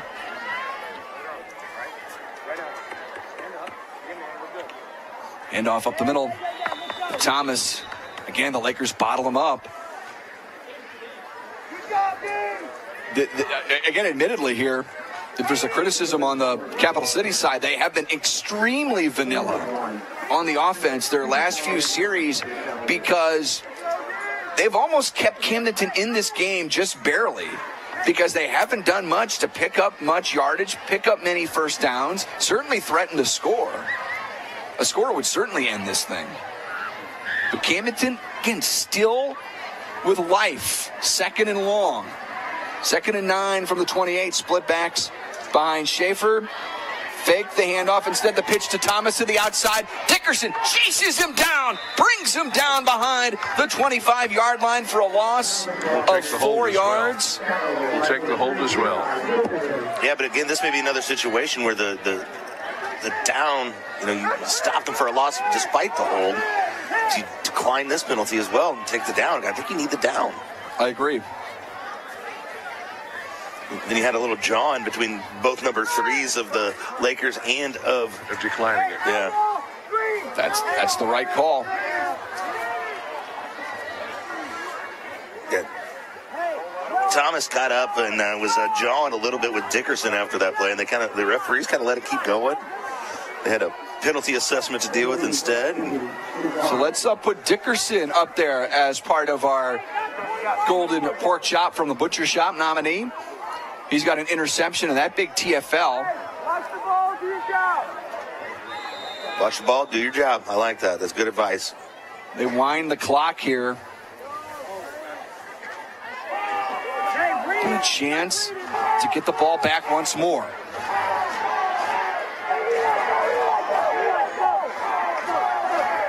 Out of the pistol, Schaefer takes the snap, throws over the middle, complete. Out across the 30, 35. Dragged down shy of the line to gain on the catch by Marcus. Driver's had a nice night tonight. Again, a very, let's see if they change that up a little bit. They do. I think Capital City's going to go for it here, fellas. Yeah, either way. They did not give him a good spot. They've actually marked him 2 yards shy. So I don't know. I don't know if they will keep the offense out there. They may keep the offense out there, try to draw them off. They're going to burn all this clock no matter what. Although they rush to the line here, there's 15 on the play clock. Offense on the field at the moment. Split backs behind Schaefer. Come on, guys. Franklin in motion left side. And again, movement on the line. Tried it twice. Second time was good enough. And it's going to be a Capital City first down on that top deck penalty flag. And they held their water the first time. They went back for the double hard count and just that's the aggressiveness of the Laker defense working against them, boys. What's the dirtiest thing you've ever done? the Capital City team we saw for the first time last year. There aren't many teams that can brag about being 2-0 against the Camdenton Lakers. Well, Rockbridge. It's almost going to be hard to talk about this after this game, guys, because there's really not much. We saw what happened. We really saw it, unfortunately. New Spring Wellness Center time check. I'll rephrase that in a second, Luke. 1st and 10. What is that? That's got to be some sort of procedure. Another top deck penalty flag. Let me put it like this. And it is going to be a procedure against Capital City. There aren't many teams that play the Lakers for the first 2 times and can walk out and say they're 2-0 against the Camdenton Lakers. Well, again, Rockbridge, but one was in the state championship game and one was at their house. But Cap City's come into Bob Shore Stadium and beat the Lakers twice. Oh, and I should say 2 times in a row. I'm going to rephrase that for a 3rd time. Having played a team back-to-back years. Back-to-back years. As Rockbridge played Camdenton, in a matter of... A lifetime apart? My lifetime apart? 40-plus years? More than that. 1st and 15. And off up the middle, breaking How did he get out of Franklin there? Down the right boundary, and he could go to the 20, to the 15, to the 10, to the 5. Touchdown, Capital City. Isaiah Franklin, the cherry on top of Capital City's win tonight here at Camdenton High School as the fans start to head for the exits.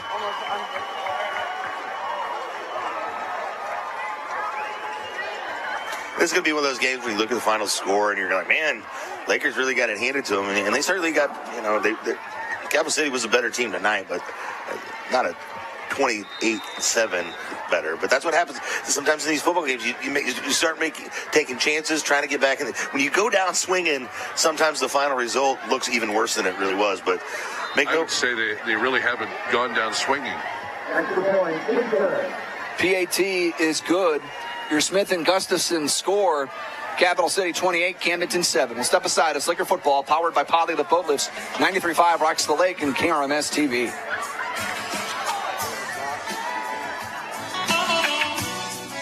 Lake West Excavating is ready to help you with your demolition and excavating projects. Waterline, state-certified septic installations, land clearing, driveways, foundations, footings, and grading is just some of what they do. Owner Jacob Baker will personally oversee your project and offer hands-on supervision. Residential or commercial, Lake West Excavating has the experience and equipment to get your job done right and on time. Visit Lake West Excavating on Facebook and call 573-789-9553. Lakers on air or online. 93.5 Rocks.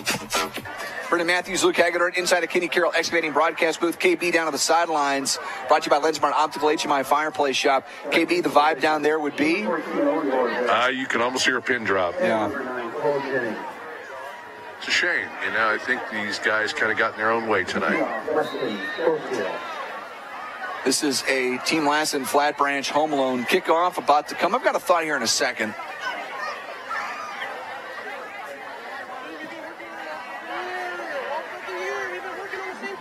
Whoops.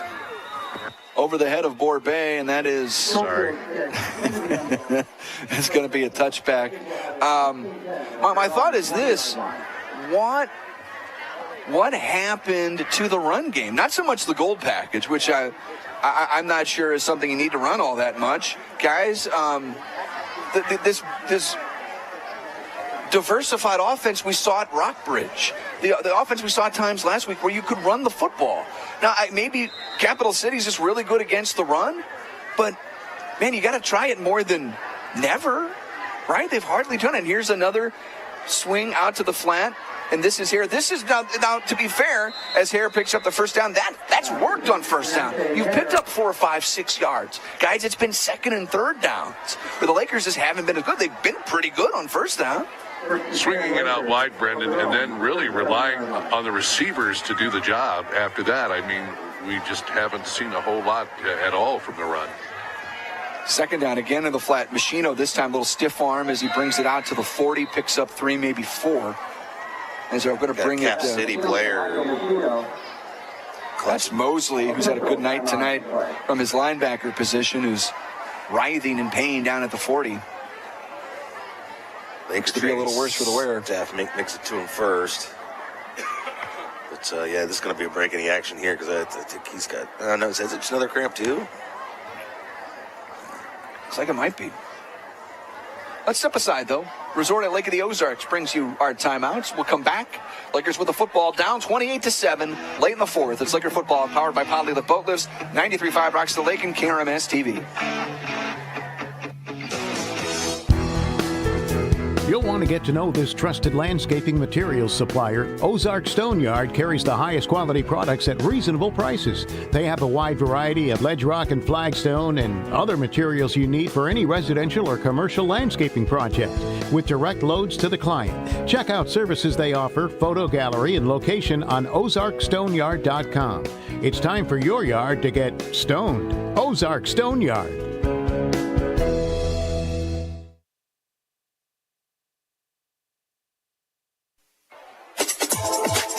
We've got you covered when it comes to the Lakers. 93.5 rocks. Join us in the YouTube chat. Let us know where you're watching from tonight. Ralph checks in from Converse, Texas. Hello, Ralph. You didn't mention Ralph already, did you? Nope, didn't get to that one. I noticed that one myself. I just checked that in the break, so I'm glad you got to it before I did. Second down and long here for the Lakers as Durnan rolls out to his right, throws on the run, completes. This is DeCruson, who gets his first action of the night, spun down at the 45-yard line for a gain of 5 yards. Starting to make some hay towards that Earl's Freshwater Marine. 2-minute warning with exactly 2 minutes now to play in the football game. And Lakers down 28-7. And at this point, not even really hurrying up too much. High snap here. Durnan bouncing it to the outside, cutting him back to the right inside the 50, dives forward to about the 47-yard line, a gain of 8, and a butcher shop first down. Clock stops momentarily with 1:45 left in this ball game because of the first down, but he winds it there. He's in a hurry, so everybody's trying to get out of here tonight. First and 10 for the Lakers at the 47 of Capital City. Durnan looks left, throws deep down the left numbers, has a man. Machino makes the catch at the 25, 20, 15, 10, 5. Machino's in, touchdown. 47 yards, the sophomore Michael Machino to the house. Nice little pitch and catch there. Able to just scoot on down the sidelines there. Get shoved in the end zone by the Cavalier defender. Makes this a little bit more respectable score here. Still with 1:27 left here. It's going to take a series of miracles for the Lakers to come back in this game. But, you know, I think you're clearly going to see an onside kick on this next on this kickoff. All right, got another problem on the extra point here with the late substitution. Seems to be the same person. Once again, running onto the field a little late is Russell Coburn. Dumont ready. Snap good, hold good, and the kick is good. Your Smith and Gustafson score. Capital City 28, Camdenton 14. It's Laker football powered by Polylift Boat Lifts. 93.5 Rocks the Lake and KRMS TV. Back after this.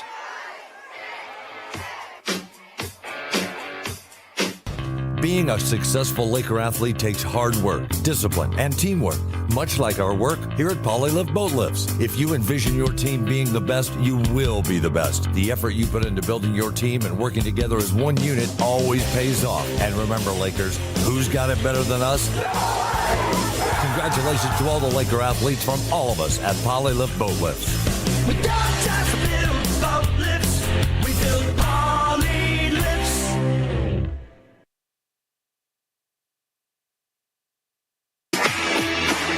You're listening to Laker football on 93.5 Rocks. Cavaliers putting their hands team out on the football field here. Lakers making a couple changes in who's on the field here for this kickoff team. I noticed they inserted Machino, called him in on this one. So trying to get their best athletes and hands guys out there for this, what we can only assume will be an onside kick attempt. It's just, how do you approach this? How have you practiced it? What is the strategy?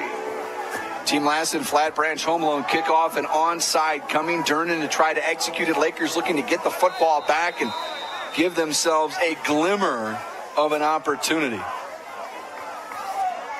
Edson pointing to his particular Cavalier. He wants him to kick it too, and he Ball did. hops up in the air. It's still loose. Ball is still loose. It's going to go out of bounds and belong to Capital City.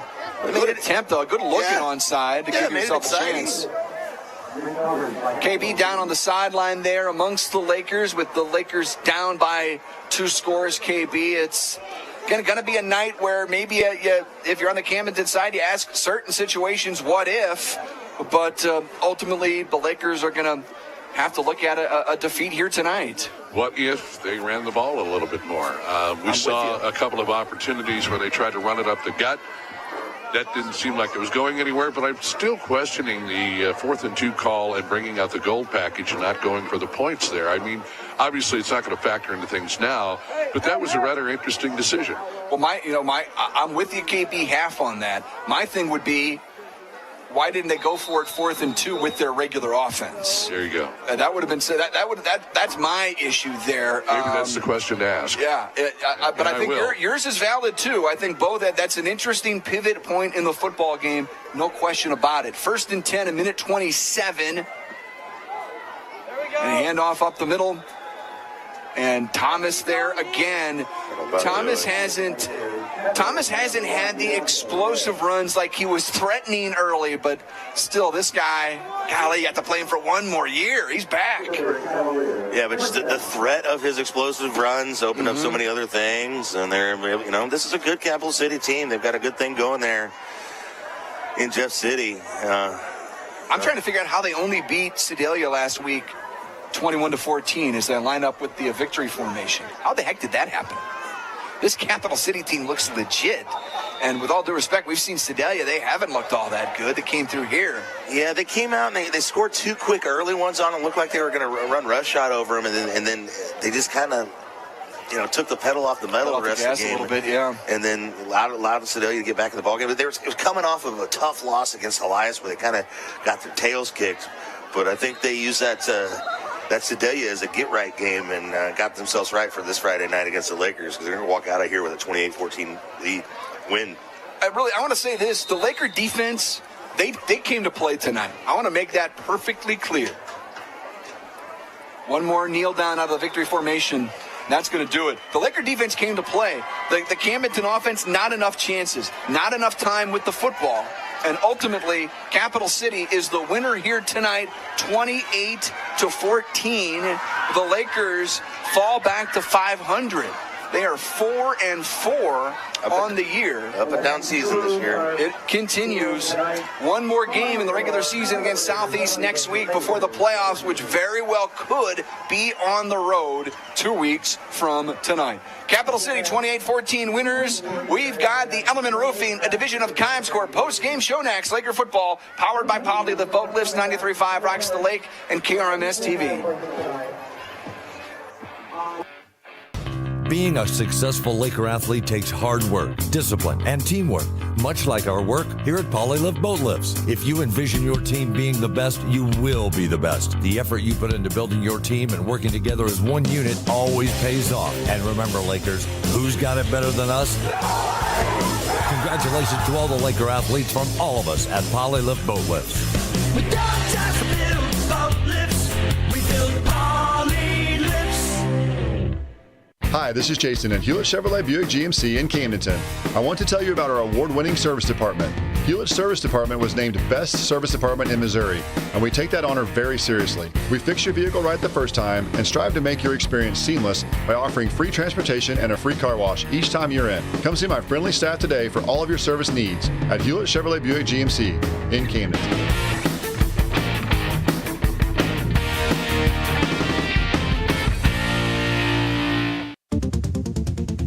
Are you dreaming of that new home or business? Whether you want a brand new building, a remodel, or addition, now is the time to turn your vision into reality. Kurt Flickinger, architect and owner of KJF Architecture, has 25 years experience locally, nationally, and internationally, designing exciting dynamic spaces to work and to live. Visit kjfarch.net for a full profile and to schedule your free consultation, turning your vision into reality.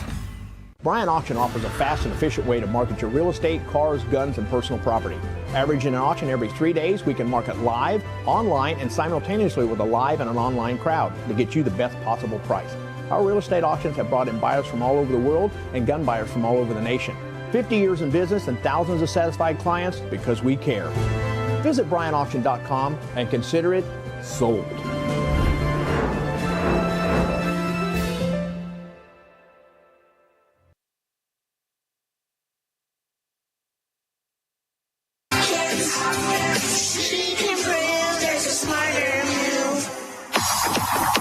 time for the post-game show, sponsored by Ellerman Roofing, a division of Kimes Corp. You deal with the owner personally, and he oversees your commercial or residential project. Call them at 573-348-3553. It's time to take a look at what's transpired under the lights with highlights and stats on your home for the Lakers 93.5 Rocks. Ellerman Roofing post-game show, a division of Kimes Corp. Down to the field in KB. I don't know that we're going to get a post-game interview with the coach. As soon as he got to the end zone where the players were knelt down, he said, everybody to the lockers. And it looks like at this point that the Lakers are going into the locker room. The look on his face was one of, I wouldn't say concern. I would say he was just a wee bit upset. And I think he's probably going to want to administer whatever words of encouragement or something along those lines in the locker room. Gentlemen, I don't know what to tell you. I don't know that this has ever happened before, and there have been times I know that he maybe didn't necessarily want to do an interview right away, and he came back out, but I don't think we're going to see anything this evening in the form of talking with head football coach of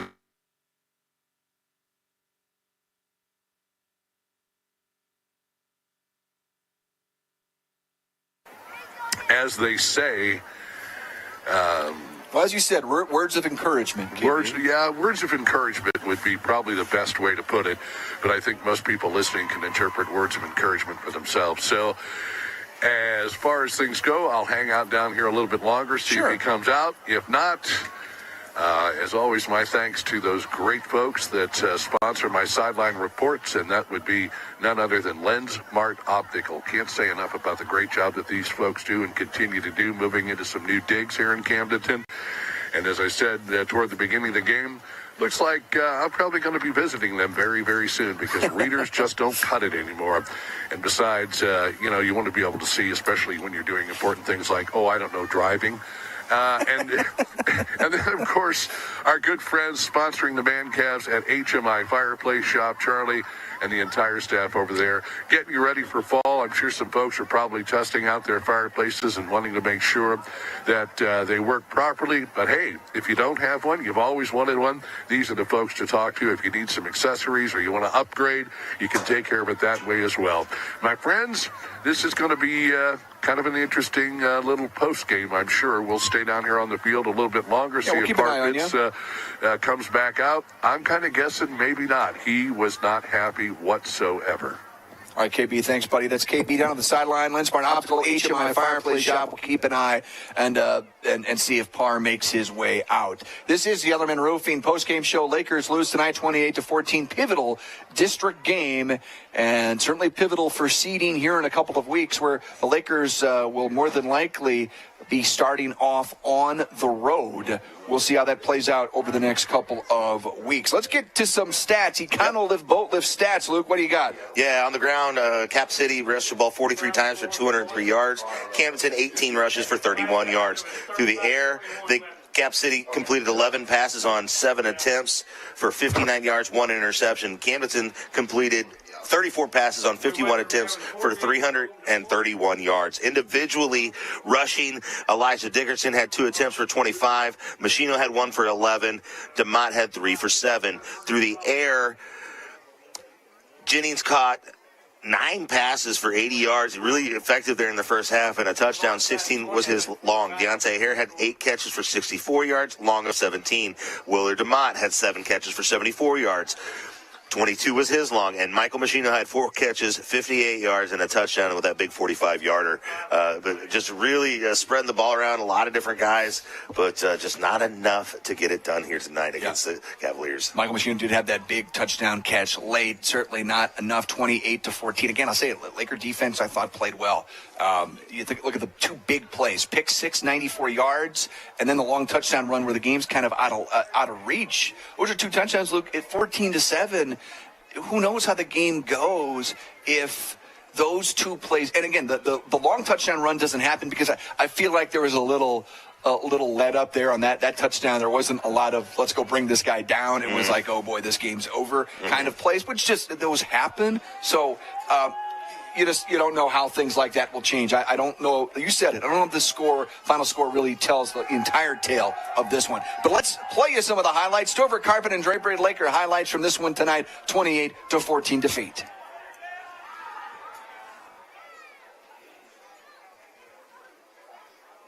The middle, Richardson is in, touchdown. Capital City strikes first. 3:23 on the 1-yard touchdown run from Richardson. It's 6-0 Cavaliers. Rushing forward, getting pressure on Durnan. Rolls left, throws it down. The left numbers going up to make the catch is Willard DeMott. At the 21-yard line, it's a gain of 21 for the Lakers. Second and goal from the 7, right hash. Durnan throws right corner of the end zone, looking for Jennings, touchdown! Jennings, a big part of this drive, caps it off with a 7-yard touchdown catch. Oh, baby. Stretch that chain. First down. Oh, that hurts. By the nose of the football, fellas. Oh, my Lord. Second and goal from the 6. Again out of the pistol. Thomas again behind Schaefer. Schaefer rolling to his left. Throws on the run. Touchdown. Man. Just inside the pylon. Completely uncovered. Nobody was on that guy. Third down and 6 for this Capital City offense out of the pistol. Schaefer rolling right. And going to get dropped by Mills. The senior coming up with a big-time play there, forcing the punt, giving the ball back to the Lakers with 3 minutes. The clock is ticking. Schaefer rolls the pocket left, eludes one tackler. He's going to go down, sacked. Back at the 46-yard line. Is it Brady Mills again? It is. He came from the outside linebacker position. They did send the heat, and it paid off for the Lakers. From the 25. Turn in the snap. Looks left. Throws deep left, and it's intercepted at the 6-yard line. This is definitely returnable. Down the numbers right side. This is going to be 6 going the other way for Bryant Burton. Touchdown, Capital City, despite the late pursuit. Carson Durnan almost brought him down at the goal line. Double back, Richardson in motion. Schaefer the snap. Will throw right, off, and deflected and intercepted by Dickerson. See if he can find some blockers down the right boundary. Forced out of bounds, roughly the 36. Going to be a return of about 12 yards on the pick. Worked out for him, but you almost just wanted to bat that one down to the ground there. And first and 10 for the Lakers at the 47 of Capital City. Durnan looks left, throws deep down the left numbers, has a man. Machino makes the catch at the 25, 20, 15, 10, 5. Machino's in, touchdown. 47 yards. The sophomore Michael Machino to the house. One more kneel down out of the victory formation. That's going to do it. The Laker defense came to play. The Camdenton offense, not enough chances, not enough time with the football. And ultimately, Capital City is the winner here tonight, 28-14. The Lakers fall back to 500. That's the final score, 28-14. Those are your Stover Carpet and Drapery Laker highlights. We'll step aside. We'll come back. We've got Sammy's final look at the State Fair Community College Score Center, and then our Butcher Shop, Golden Pork Chop to send us home. The Ellerman Roofing, a division of Comscore postgame show continues. Laker football, powered by Poly Live Boat Lifts, 93.5 Rocks the Lake, and KRMS TV. Shh, I'm hiding. Where? At Dave's Hideaway. Why? Well, there's no smoking, no pets. They have Wi-Fi, great barbecue pits, microwaves, refrigerators, best shower pressure at the lake, and the cleanest rooms. Coffee anytime, too. And they have great weekly rates. Bob, where are you? Oh, don't tell anyone, but I'm hiding at Dave's Hideaway, just west of the Camdenton Square on 54. Come join me at Dave's Hideaway, 873-7111. Bob! When you're ready for a remodel, DKB Showroom is the place to start. You'll be amazed at the size and quality of selections we have to start your project. And with decades of design and plumbing expertise, no job is too big or too small for DKB. Call and schedule your appointment today. At DKB Showroom, we do kitchens and baths better. See our beautiful showroom in Osage Beach or visit dkbshowroom.com. The law office of Mark A. Webb was founded out of necessity. It was clear when he started that the old ways weren't cutting it, and there was a need for modern solutions to modern problems. Simply put, established methods of law office management were wasting time and money. So he set out to bring his approach to the 21st century. Every effort's been made to incorporate technology into practice, helping make your experience modern and comfortable. That's the office of Mark A. Webb. The difference between an average home and a beautiful home may be something as simple as your countertops. When you choose Ozark Granite, you choose to have a beautiful home. Granite countertops in your kitchen or a granite vanity in your bathroom will last for decades and increase the value of your home. Come check out their remnants at great prices, and Stock Slabs Ozark Granite is located just off F Road in Sunrise Beach on Crawford Drive. Call 573-552-5774 Ozark Granite.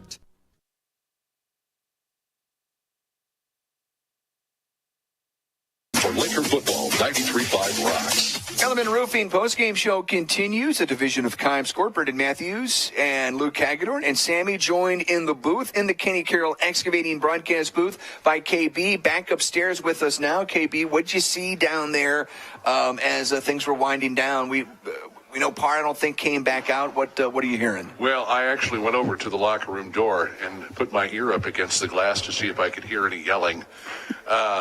The head coach did come back out. We had a brief discussion, and he said, considering tonight probably wouldn't be a good night to interview him. I completely and totally understand that.